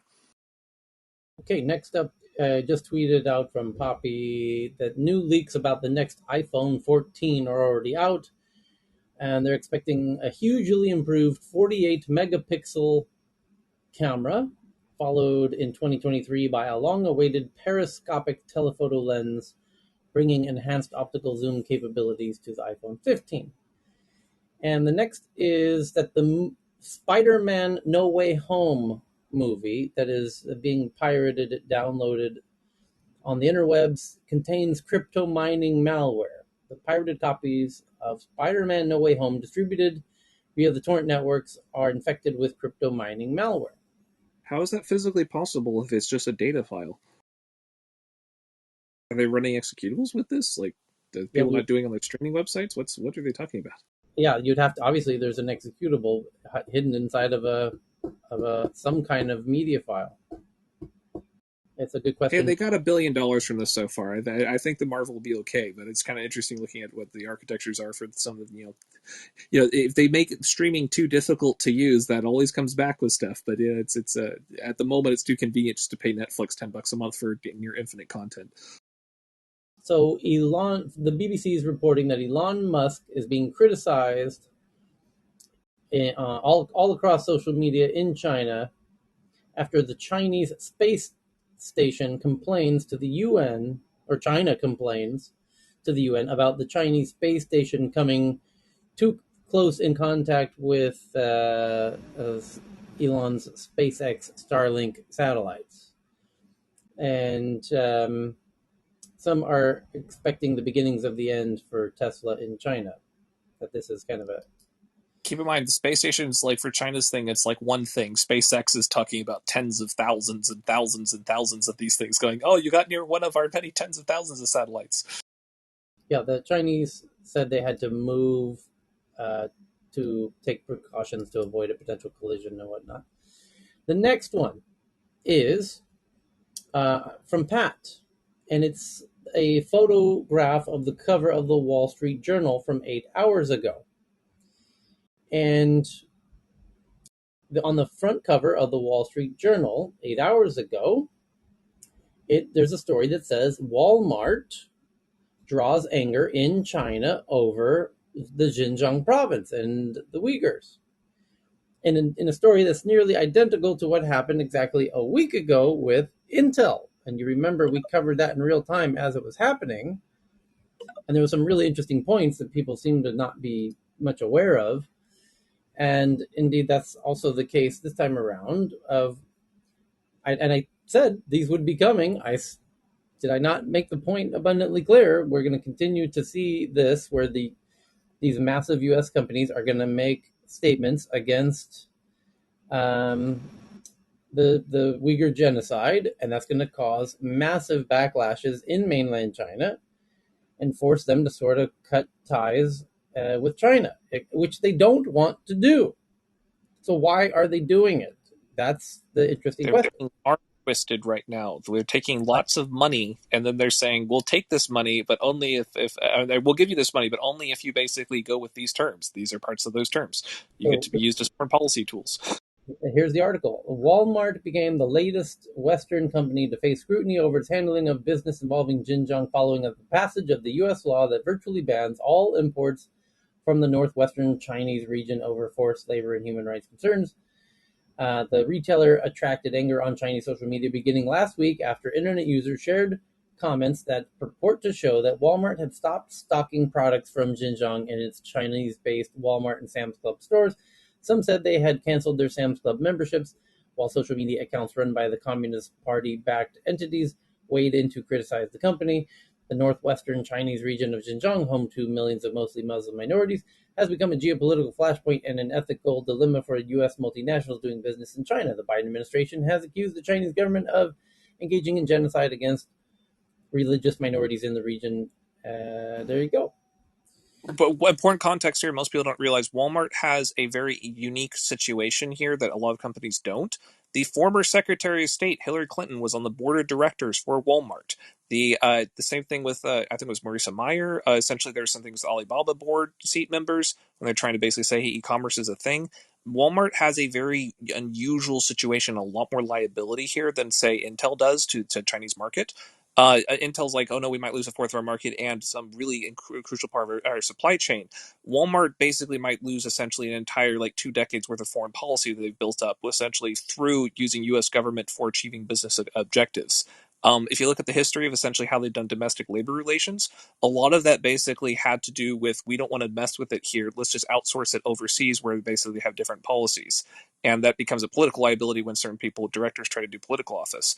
But you're going to see these sorts of like long-standing partnerships that were set up with the idea that Kissinger set up with for many years ago, saying if we basically the original idea with China is saying if we basically open up with trade and commerce, there will be more human rights, and more trade leads essentially to the spread of human rights.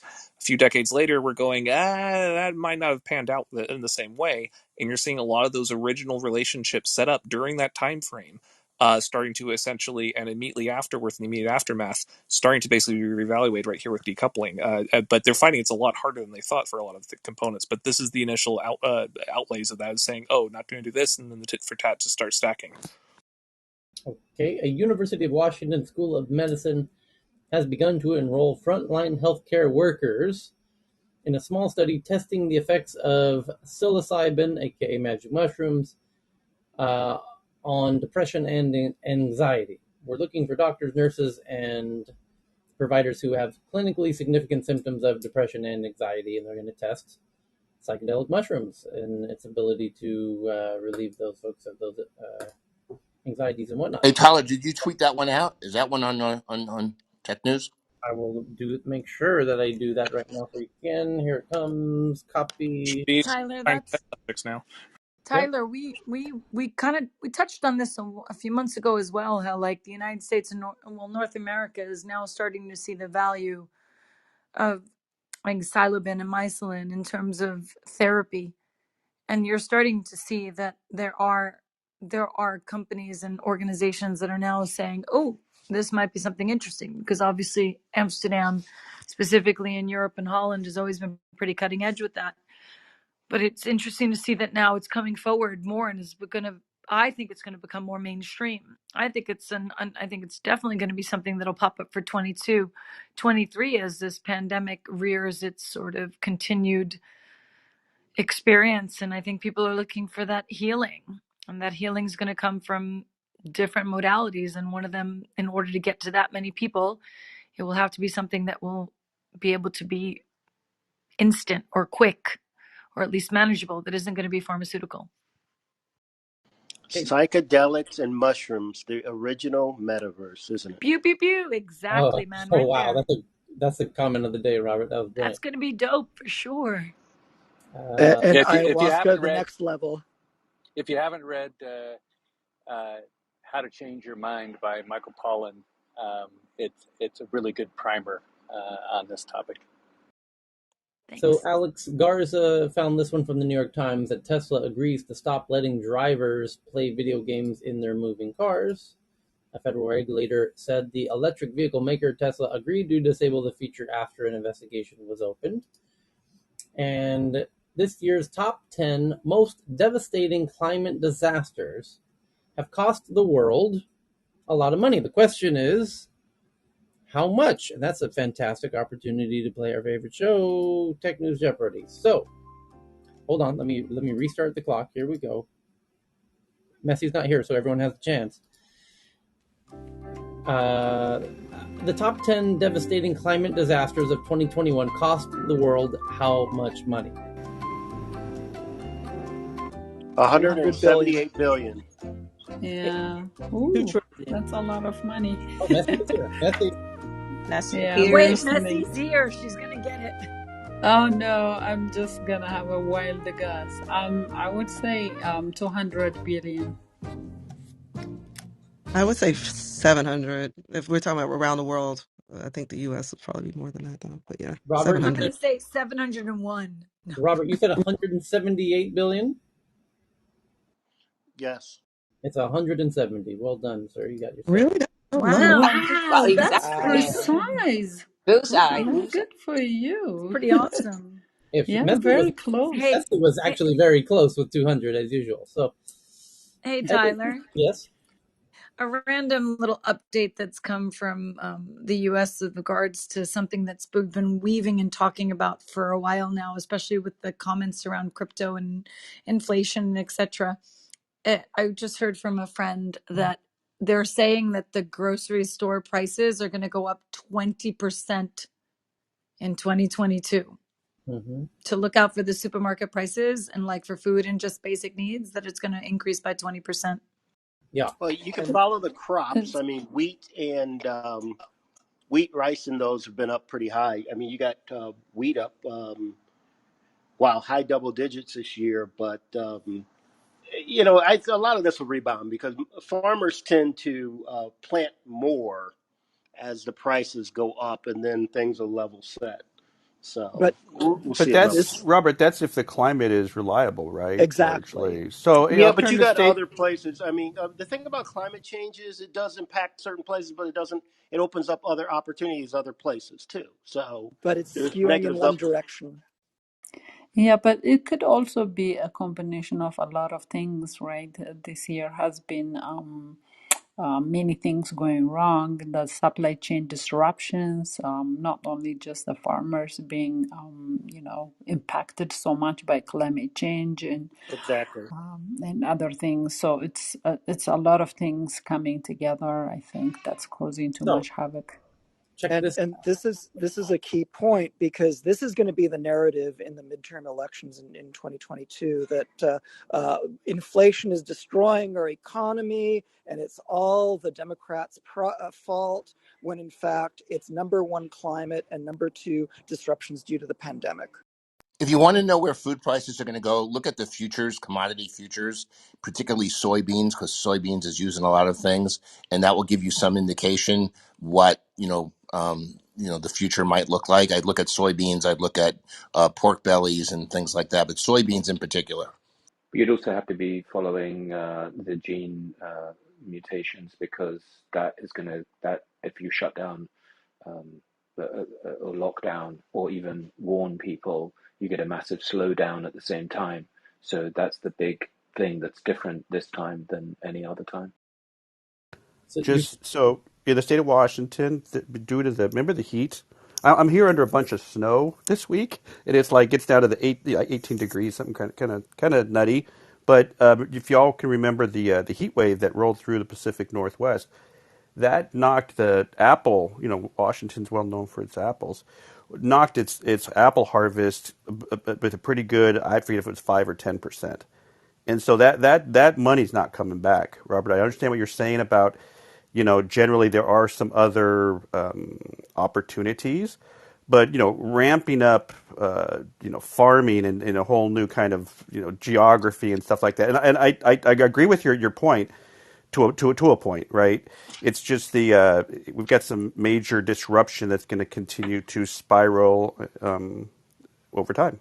I just look at other benefactors. Just even as China shifted, you saw Latin America started adding more acreage on some things that we used to sell in the U.S. I mean, Argentina, as long as they manage their finances well, Brazil, as long as they remain stable.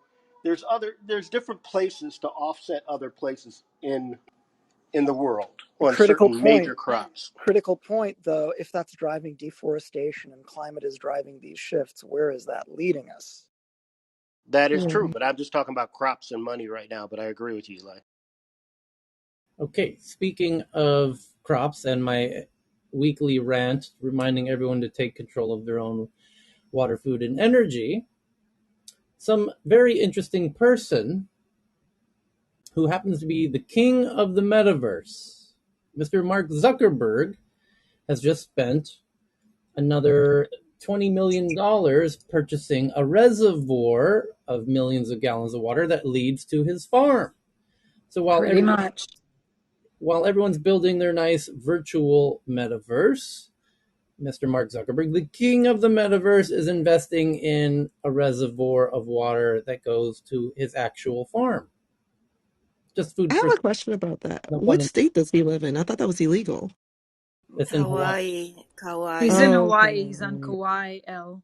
Oh, okay. I'm about to say tapping in underwater. There was also a big fight with the Hawaii people, as the people in Hawaii.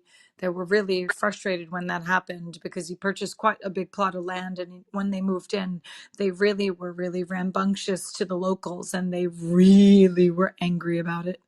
I remember when that happened because I have friends that live in Hawaii. So it was very interesting to see how they were not very welcoming of him buying that property there. And especially in Kauai, which has such a beautiful landscape and very peaceful, with, like an ashram on it as well. And so many people that it's just a beautiful space. But he came in and sort of started putting up these big walls, or started really like sort of making a walled garden compound. And it really upset the people of Hawaii. So I'm curious to see how he's getting away with this for sure.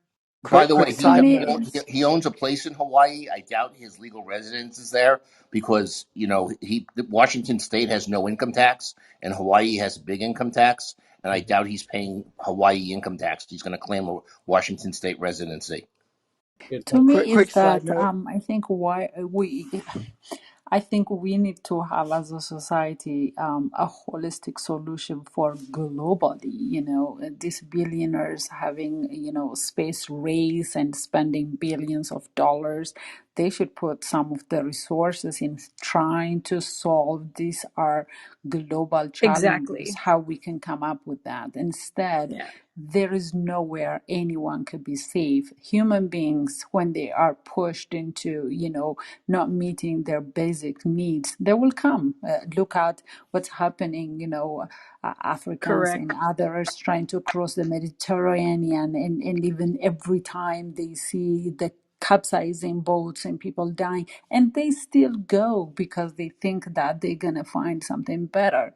So if we are all pushed, I'm pretty sure they will come no matter what secluded kind of safe water Correct. source and stuff we have. Well, So I Messi, think, yes. Messi, it's more that when someone's basic needs cannot be met, what do they have to live for? What do they have to pay attention to anything if they're busy trying to just get their basic needs met? And I agree with you to the fact that you have a lot of these very individualistic direct billionaires that are, in some ways, what are you going to do, take the money to the grave with you? I mean, like, come on, like the only thing you want to do is protect your family and keep a compound. But Tyler, did you hear what's happening in California? No. They're increasing. There's a massive increase in uptake in security business. The security business is going through the roof because people that are super wealthy are also now, as Messi was saying, it's also happening in high-end neighborhoods in California. Literally, Rodeo Drive is putting cameras all over the street because people are now getting robbed. Like, houses are being pushed in and robbed in some wealthy neighborhoods in California, and the ultra wealthy are scared of that, so they're building like safe rooms and panic rooms and stuff like that, and like basically making themselves shut off from the possibility that they could be robbed. Or it's super crazy because it's something where you have super wealthy people that are so scared to have something stolen from them, they're also freaking out to put themselves in a walled garden inside this compound.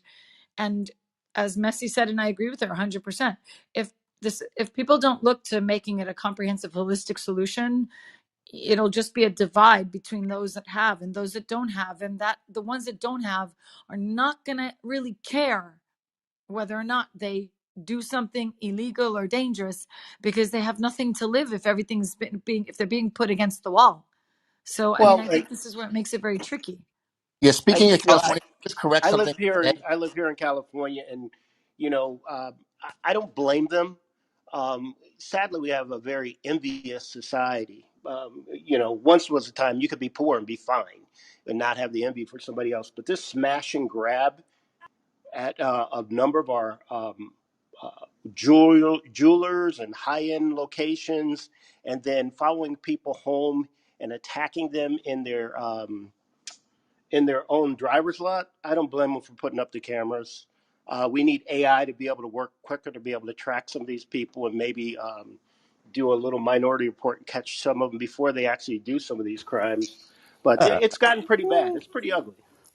Robert. Okay, Do you hear if I, what's really being said?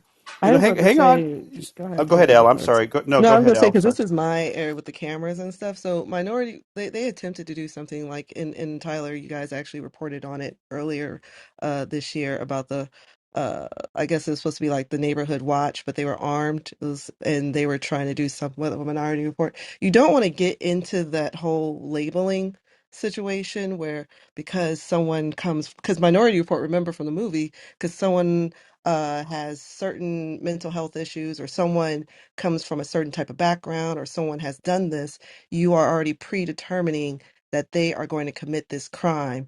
And it's not taking into a fact that there's something that happens within a second, whether it's a memory or a thought that triggers someone not to do it. So you don't want to go into that fact where you're trying to predetermine that someone is going to do something. Now, as far as the cameras are concerned, depending on what the laws are in that municipality and what public safety is doing, they do, I can tell you for right now, Baltimore City, I believe Houston, Boston, most definitely, they have it where they can, from the time the situation happened, they can clock you all the way back to your house if there's cameras there. It's all the way on the bus. I've seen it and I've deployed some of that technology. So it is there. It's just depending on if they have the teeth for it and also making sure that it's not going to be abused in a minority report situation, which we work to make sure that doesn't happen because remember, you want to have that trust between you and the citizens. When you do that minority report stuff, you end up breaking that trust. And that has been what the problem is. We see it in the news all the time. That's what the problem is right now. I'm Ellen, I'm not speaking. And one Hey, last Tyler, thing can I on just that. correct I, something I said for just 1 second? I just want to correct something for the record that I said, if I could. Thank you. Very quickly, you're talking about Zuckerberg in Hawaii, and I said, oh, he's probably got a Washington State residence. Facebook's in California. I was thinking Seattle and Microsoft and Bezos, so I made a mistake. So Hawaii is actually probably a better state than even California. So I just wanted to correct that. Thanks. and my point was simply going to be on taxes. So I live in the state of Washington, and just a fistful or a couple fistful of miles from Gates, I know, right? And then yeah, so there's no state income tax in Washington. Okay, and just swallow that for a moment. Two of or what is it? The two of the top three most rich people in the world pay zero state taxes.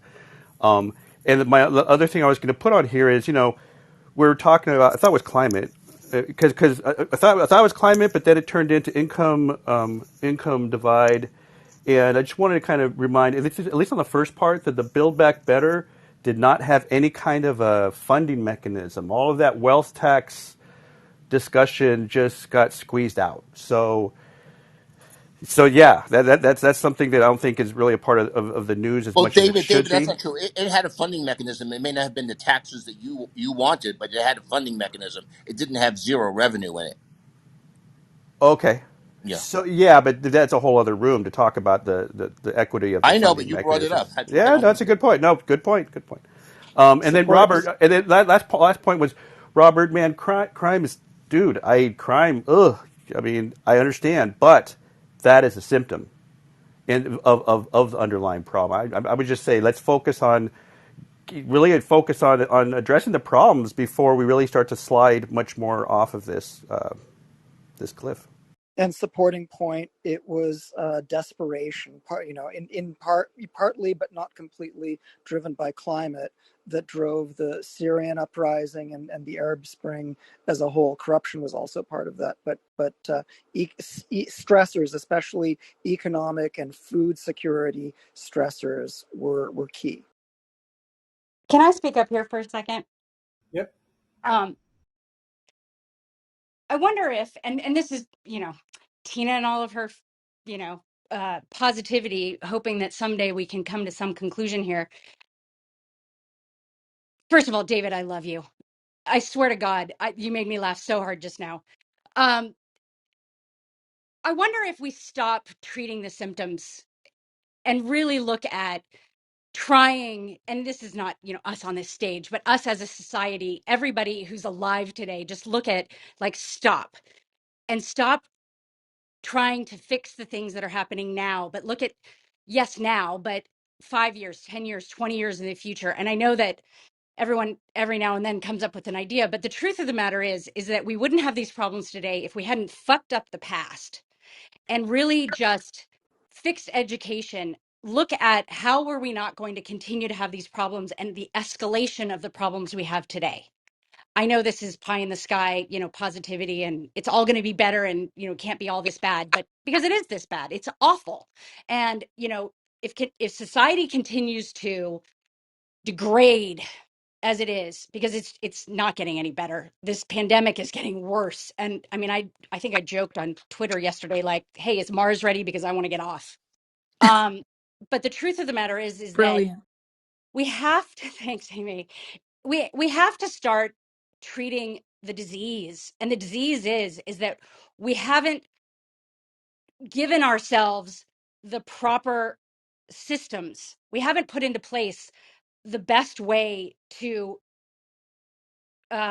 set ourselves up for success, and that is with um, systems put in place to educate the public, to keep ourselves healthy, to feed ourselves, and to make sure that we have a society that we want to be a part of. I know that that's very simplified, and it's all like, oh, yeah, great, Tina, wonderful, thanks. Now, how are we going to do this? I'm willing to be a part of the solution. But that I'm willing to be you're part of the right. governance. Yeah. No, But no, how do You're we do right. that? We've got to do something better than Well, no. but more cameras and that's more what these police. movements. That's what Mhm. blockchain is. The people who Correct. started this were thinking about this 12, 13 years ago, and before this. And the problem that we're witnessing is one of democracy, one of perception, and the fact that most people are trapped in a trauma loop that is, about living paycheck to paycheck, and all of the things that people have been talking about, tax here and Hawaii there. It's all part and parcel of needing a solution that goes above and complements our existing system. So we have to evolve a way to express these opinions and have them registered such that things can work. And the issue that we've got is one of resource allocation. We have resources, we have technologies, but the allocation of those resources is very poor. Hey, there's feedback. I heard Nicholas twice. It Oh, sounds like somebody's I got recording it. I got somewhere. it. I got it. Okay, cool. Yeah, go ahead, Nicholas. Continue. So I'll follow up with right. you. So the in essence, what Tina's saying, which is absolutely right, is could we look to the future? Have people been looking to the future? Yes. Do we have systems that we can use? Yes. Do we have ways of governing, of creating governance? Yes. And will, more accurate information be the cure? Will it be the way that we can better take our resources and say, instead of fighting with each other and spending $1 trillion on the military, could we put $1 trillion into our schools? And those decisions are made by governments, and those governments are elected by people, but those people are outweighed by corporations, which is what Chris and everyone else was talking about before. So we have to look, we have to understand that these are our systems. We have a system of democracy. We have an economic incentive system that is, currently controlled by the dollar hegemony. And there are people with different ethoses and ideas, like the Chinese and the Russians and governments in the Middle East who do things in a centralized way, and we're supposed to be the guys that do it in a people-powered way that is decentralized. But we have too many, ossified institutions, and that's where I believe the new technologies are going to open this opportunity to Tina's, what she's saying. But I Nicholas, want as to. long as there is a China and a Russia, we can't stop spending money on defense. Because I mean, think about what if all of a sudden we're going to do unilaterally disarm. That's the issue. If it was just the United States and Canada, Well, we're we not fighting with weapons. We're fighting with It's a viruses. digital, We're and fighting. how We're smart your fighting. population is. We're fighting with economics because look what the pandemic has done. If you want to, believe that it was an offensive weapon, or whether it was an error from a lab leak, or whether it was just something that happened zoonotically, that's all narrative. That's all we're never going to know. But at the end of the day, we've seen the devastation that the world and the disruption that the world feels, and that's again toward the inflation argument and the political arguments about inflation, which are all distractions from the fact that we shut down the world and we're rebooting it. And of course, you're going to have demand supply imbalances because that's what it is resource, misallocation. I wanted And to Quick that's ask. side because note. there's a time lag on everything that it takes, you can't grow more crops immediately. You have to go through a cycle. So, you know, I think that we're just seeing more of what we've gone through across all time, and I don't think we should be as negative, because the world has improved. We're not living the way that we were, 100 years ago, and some of that might be bad, and some of that, for sure is good. There are less people living below the poverty line, etc. Yeah. Quick, So quick, quick side note. I strongly suspect that a lot of the pandemic disinfo is actually a form of low intensity warfare to try and weaken economies of geopolitical adversaries. 100% there is people, the benefit of creating misinformation and using Metcalfe's law and Moore's law to weaponize misinformation and disinformation is that people get tired of making choices. They start to follow mimetic leaders and they get polarized, and the middle gets compromised, and you have the world run by extremist views, or sideshows where we're agreed about 95 issues out of 100, but 5 issues create massive polarization. And this that's is. where we Number are one now, being both in the United States and Europe. I want to go back to what Tina's point was about improving, like trying to build and improve on the future. Just because I worked 8 years on that level with the county, the states, the citizens, public schools on trying to do improvements because that's where all the change happens. Nine, like 80% of the time, if you want change, those are the levels that it needs to happen.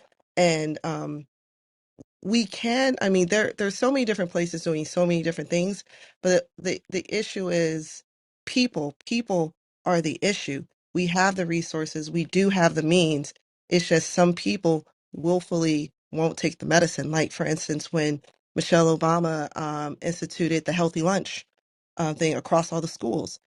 People were complaining that it was overreach to for her to request that the schools have more nutritional value or more nutritional foods for kids instead of what's that mystery pizza we used to have, Mexican pizza, that sort of things for the kids to eat, having the option of a real vegetable instead of French fries. There was serious pushback on that. So that's where having a well-educated society, or not even just informed society, and wanting to be a part of that is what we need. And that's a lot of the areas where we're being beat at, where China and Korea, like so many different countries, are really investing in their key resource, which is the children.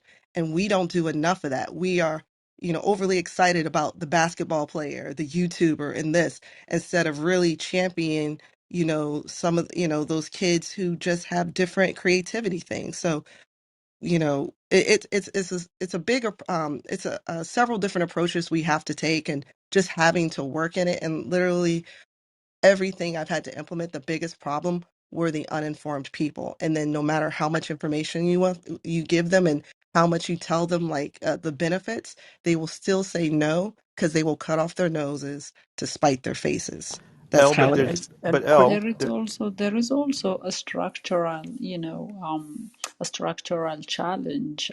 I have read a few years back there was a research, I think from Stanford as well as from UK, that shows that if the poor families' children stay poor, the big percentage of children from poor families stay poor and the rich family children stay rich. I think about like 60% or 65%. So the mobility is really declining because of a lot of structural problems. Public funding and other things are not going to public education. And if you are from rich family, you go to private schools and colleges and you have amazing network that you'll find a job no matter what. So there are a lot of structural problems that actually perpetuates this type of challenge that continues to be in the society. So I think it needs a structural Yeah, this adjustment. will be like something that's gonna like go off because I can, like I said, I've had to work with the school system, but I will say there's lots of poor areas around the world where the thing is education, and I guess because I seen it, I'm first generation American, like still that my father's from Trinidad and my mom is from a poor area in Puerto Rico, and education, they knew that getting out, and it was a different time, that the way to get out of their situation was being more educated. That is like the difference. It's what we're telling our kids. And even as humans, we have an innate um drive to want to get out of our situations. And I know that's relative based upon environment, and it's not everyone's like that, and everybody has their own different cross to bear.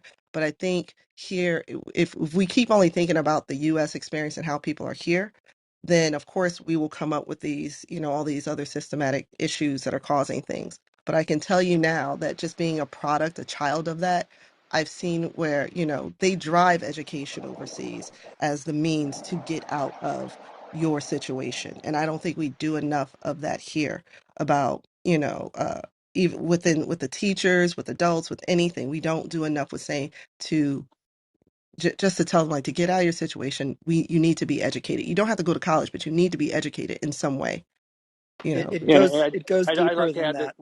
what Nicholas was saying earlier about the polarization um, related to the Metcalf effect and how we're seeing disproportionate influence from the two extremes, and what's happening in the school systems is mirroring what's happening in the population. In one extreme, you've got a cancel culture educational system, and another extreme, you've got the extreme conservative views being represented in the curricula, and we've kind of lost the center of education, which is sort of a buffer against the polarization of the populace at large.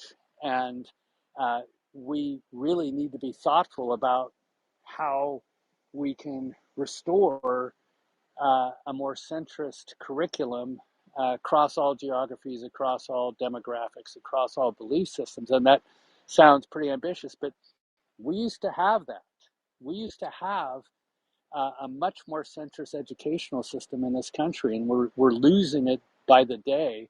Well, And until somebody can figure out how to do that. And the last point I want to make is the head of the Institute for Alternative Futures has created the meme of uh, social equity, and not meaning a redistribution of wealth, but access to quality education, healthcare, and housing as fundamentals to maintain an egalitarian society. So I'll stop yeah, there. I was gonna And say, well, you should know our education system is built upon like, remember, the education system was supposed to do three things: assimilate new incoming immigrants into the U.S., into society. It was supposed to push religious doctrine, and for right now, I can't remember the third thing. But our education system is built upon an old system that's no longer valid, and we're creating systems and processes and technology based upon that old system, which is the issue,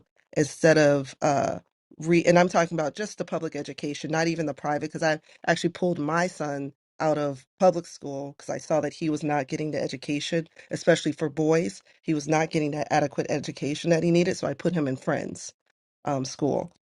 But, and the sad part is that education is, if anybody goes to public school, whether it's in a rich neighborhood or if it's in a poor neighborhood, they're getting that same basic level, which is the issue.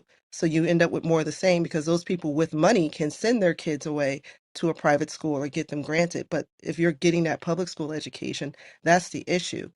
Kids aren't being taught critical thinking or strategic thinking or proper problem solving or That any of that's those ex- things anymore. The that's system, though. exactly the point Yeah, that that I we need to fix it. No, yeah, no. and Go ahead. I'll go after you, Ellie. yeah, so that's what I've been trying to break in with.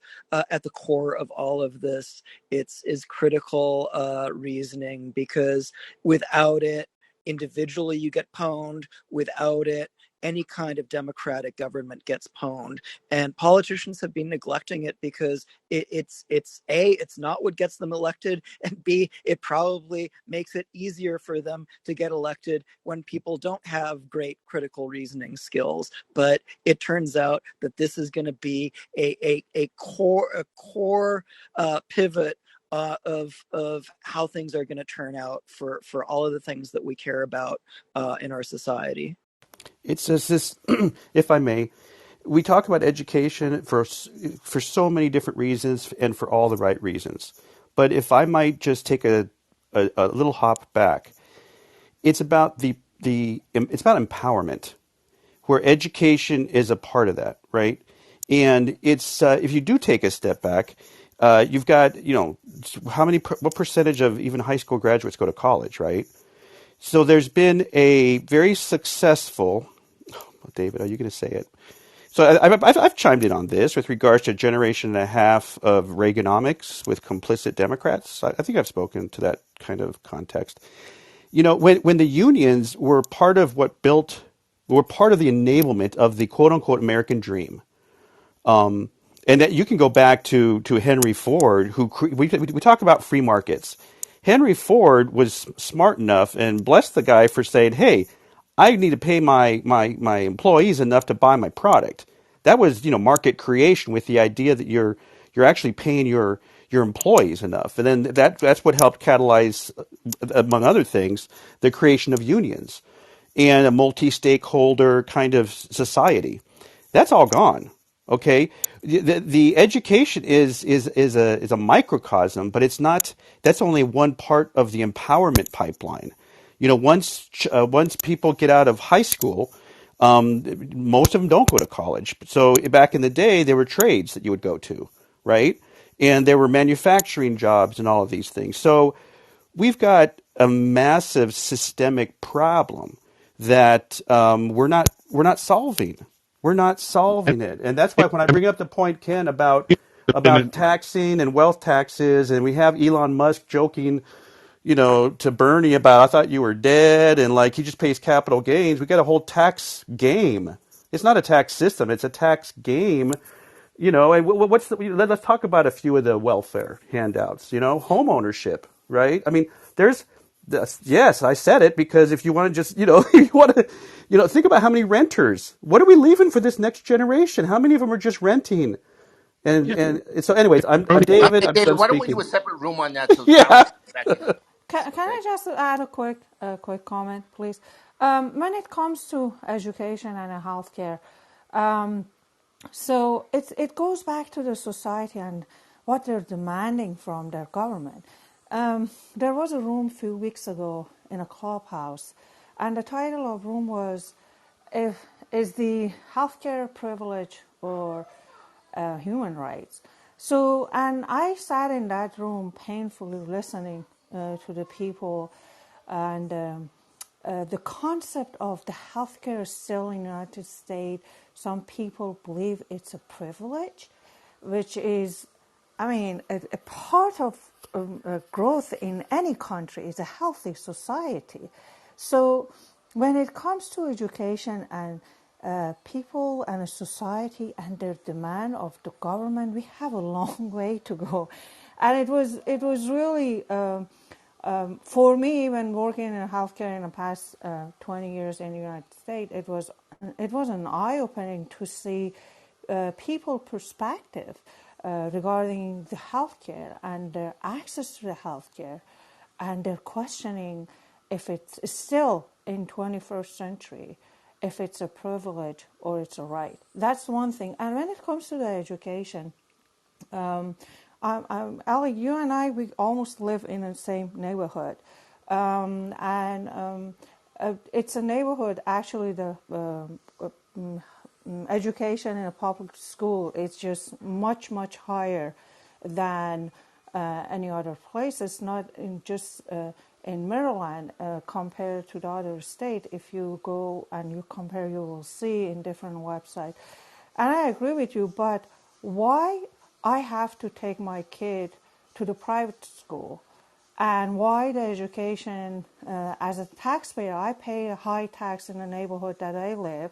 It's just because of the public school and many other stuff. And then still I have to take my kid to private school. That's actually what I did with my son, sending him to private high school. Um, and it goes back when it comes to our demand to our government and the way they are providing this service, which is not free actually. When a kids graduate from a public school in a neighborhood like us, we pay almost $100,000 that goes toward that education. That we call it free education, but it's not a free education. Thank you. And we still have missed the role of the parents in all this, whether it is school, whether it is the kids on TikTok and their choices, whether it is teaching your child to keep their hands off of somebody else's stuff, whether it is it's the choices we make. We sent our daughter to public school, but we did our own schooling at home, and that's what I was taught and the way I was raised up. It had nothing to do with income. You can spend, there's a lot of free things that we can do to teach ourselves. There's just a group of people that don't value the free things that once in society, many of us did not have access to. So there is a role of values in there too. Now, granted, we sent our daughter to private college, but there's things we did ourselves. And there just needs to be some parenting ownership in this too. I'm back now. I was on a phone call. I think because had to deal with those populations because it's unfortunate because I don't know if I don't talk about what I do so much, but I work with doing a lot of surveillance stuff, and I did a lot of that with the schools. And I think in the places that are not as affluent, because I live in an area where my son can walk down the street as a Afro Latino. He's able to walk down the street without a problem, whether it's from the police or the school or the kids or any of that stuff. He can go and do public school because I put him, I was able to make choices and I make enough money to put him in a certain space. Even as a single mom, I'm able to do that. But I do recognize that not everybody is afforded that opportunity based upon whatever circumstances that happen. So I personally wouldn't be as so flippant to say that everybody can do it, and the parents are. It really is a collective effort in those communities to try to improve.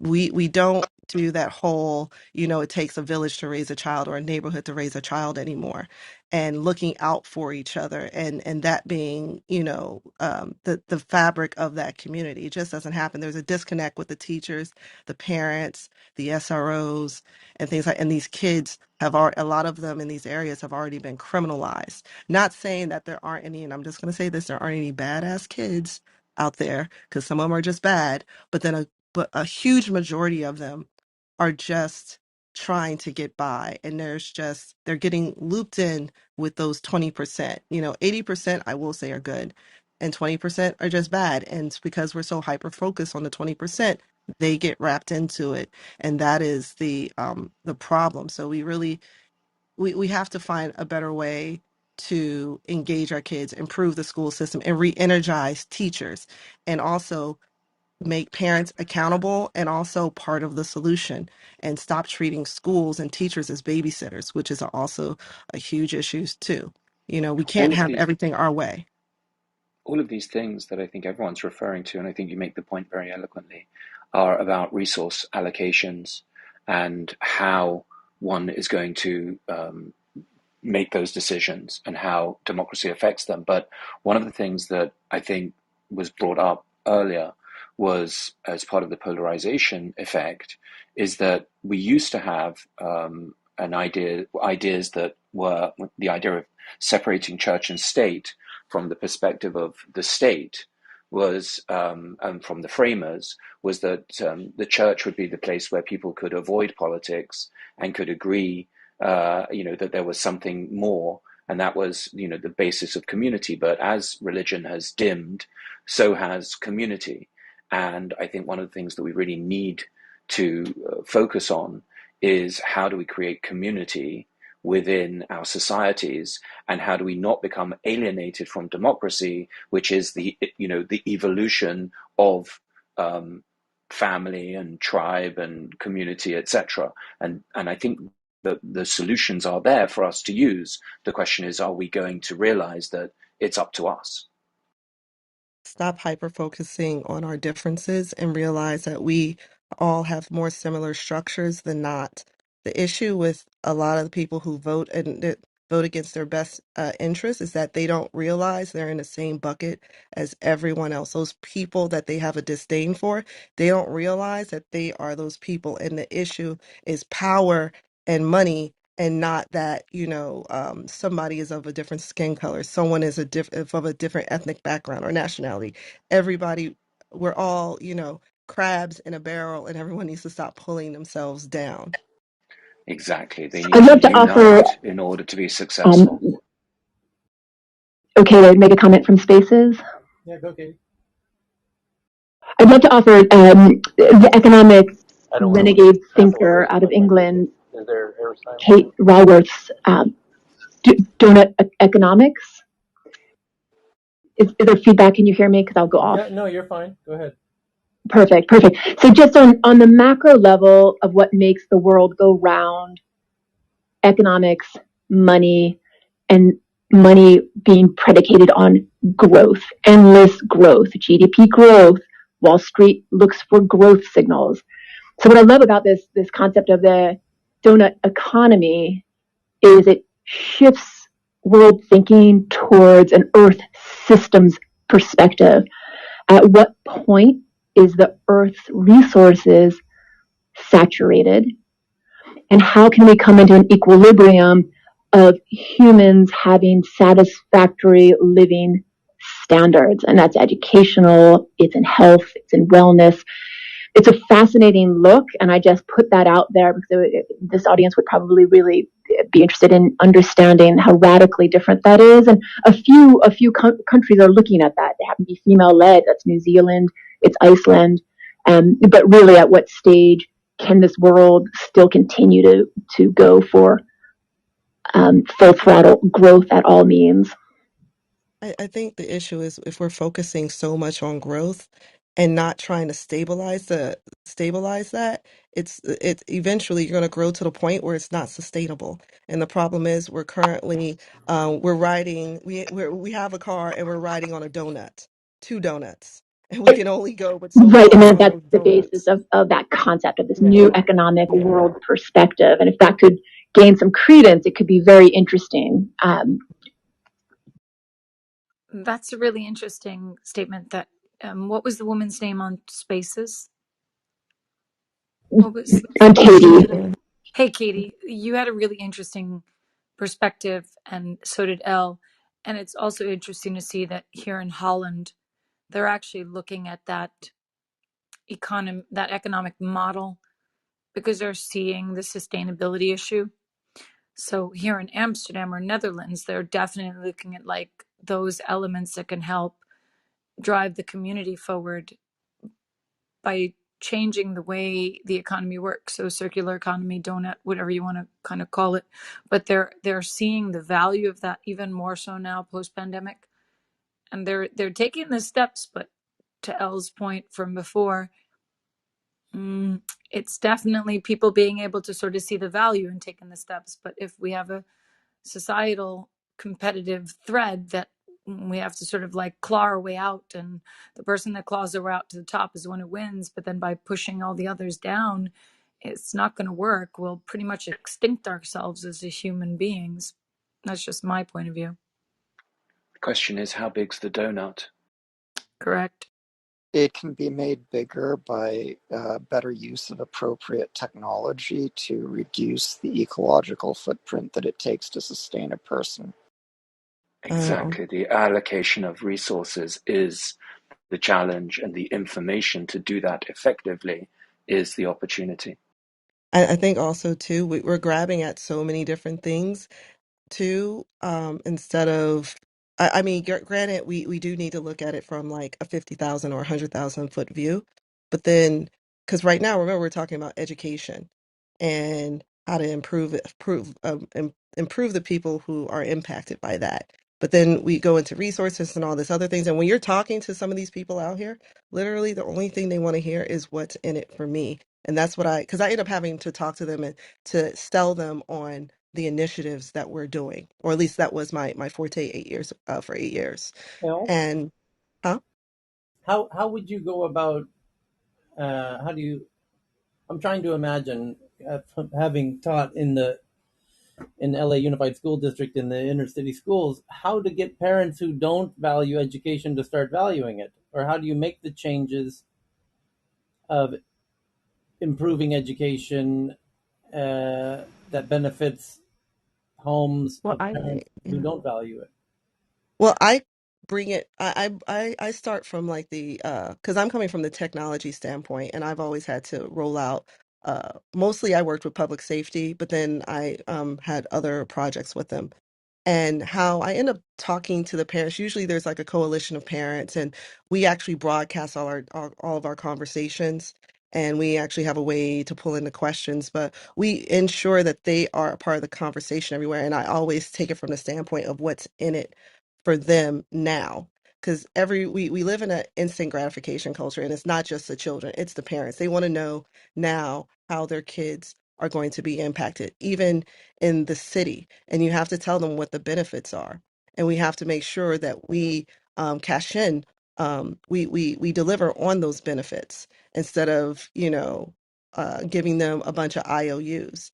And also too, like I said, the carrot dangling is that you will receive these type of incentives, you receive these type of things, and we have a nice uh, uh, little environment, or little we have a good relationship between the city, a lot of organizations, whether they are private or religious, we have good relationships with those, as well as the councilmen, having these conversations, and we making sure like there's full transparency. We've drive home transfer, and we also have partnerships between the city as and the surrounding counties. So I don't know if anybody. So I'll put out there. So Baltimore City is the nearest city to me, and I live in Baltimore County, and we ensure that we have a partnership with them so we can make sure we do a holistic approach, and not one place is doing everything, doing one thing on their own. We do try to make sure that we are in sync, and we also try to share the same verbiage when it comes to um, working with the students and parents. We try to do, at least the IT department. I can only speak from the IT side, and I've actually been successful. Most parents, they just want full transparency, and they want to know what's in it for them, whether it's what's going to happen today, in a few months. You just have to be truthful about everything, and it works. At least it's worked for me. Tyler, I was an educational activist in Silicon Valley, being the first in my Mexican American extended family to 44 first cousins to graduate. I was good at math, and I just kept going. But in my educational kind of volunteering in the 90s in East San Jose, they were putting together, and they've had many great programs, but there was a really great kind of a grand effort done to do what you were just asking, which is like, how do you get these families in specific segments of the population excited about education, things like that. And I'll tell you, it's a conversation that has to go beyond education. And I know you know that. Because there's, when people are struggling and you've got different kids doing different things, it is a whole, there's a number of different things that need to be addressed to where education is a part of it, because and not everybody struggles in those neighborhoods it's so Yeah, much. struggle is different for everyone. Struggle is different because you can go into other types of neighborhoods, where the white suburbs are, where the parents are completely checked out, right? And you have this is not a East San Jose thing or anything. It's it's something that we've lost, man. Here in the states, I would suggest. Yeah. I mean, back in the day, having a future in the trades was a viable economic future, and that's largely gone and things. So it's a really tough question to answer, but it is a multifaceted discussion. And it's not just a discussion, right? Because you have the child care. I remember you saying that when you were waiting at a PTA, like there wasn't a whole lot of parents showing up. Not one, And exactly one. no, I understand. I mean, and imagine how many are working multiple jobs and working all there, chasing one kid or just whatever. It's tough, man. I Literally mean, different Yeah, but delivery they don't have the mechanisms schools of in the data. neighborhoods too anymore, which kind of sucks too. Well, no, but literally different delivery mechanisms of information, whether, we have some, or what I can only speak on my experience. I don't want to give a blanketed, like this is how it works, but we have different modes of the way we reach out, whether it's, posting things in a library, posting stuff on flat screens. We've built I built with my team an app that is for the public schools as well as the Baltimore County app where we push out information, whether it's information from the schools and vice versa. We we have town halls. We have like so many different modes of how we share information based upon what people's needs are. And of course, even then, it's still not enough because you never know what someone's struggle is, to David's point. But that's the thing, we have to try to meet in some of these neighborhoods. We need to try to do our best to meet parents where they are, to show that we are being supportive. And of course, it's not going to be everybody. We're not going to get everyone, because the thing is, we're striving for progress, not perfection. And I if you took can up reach five, oh, go when I ahead. was I'm sorry, when I was at Atari, I brought in a couple busloads of high school kids from East San Jose and talked all about, this is the 90s, talking about going to get, going to school and going to college and things like that. And that's something I know is done, but that whole, that needs to be done a lot more. I would suggest things like that. I got Things that we a know that need to Hey, get Tyler, done. do you know Leonard Trammell? no, The guy from Atari. Does he know Leonard Trammell? I don't. Oh, Atari Oh, okay. Games. All right. No, not Atari Corp. Atari Games. The coin up. Yeah, the coin up Atari. I Oh, gotta gotcha. Okay. I gotta close it up for today, but we will meet again tomorrow. Yep, Thursday the 30th. So thank you everybody, and have a wonderful rest of your Tuesday wherever you happen to be, and we'll hopefully see you tomorrow. Thank Thank you. you.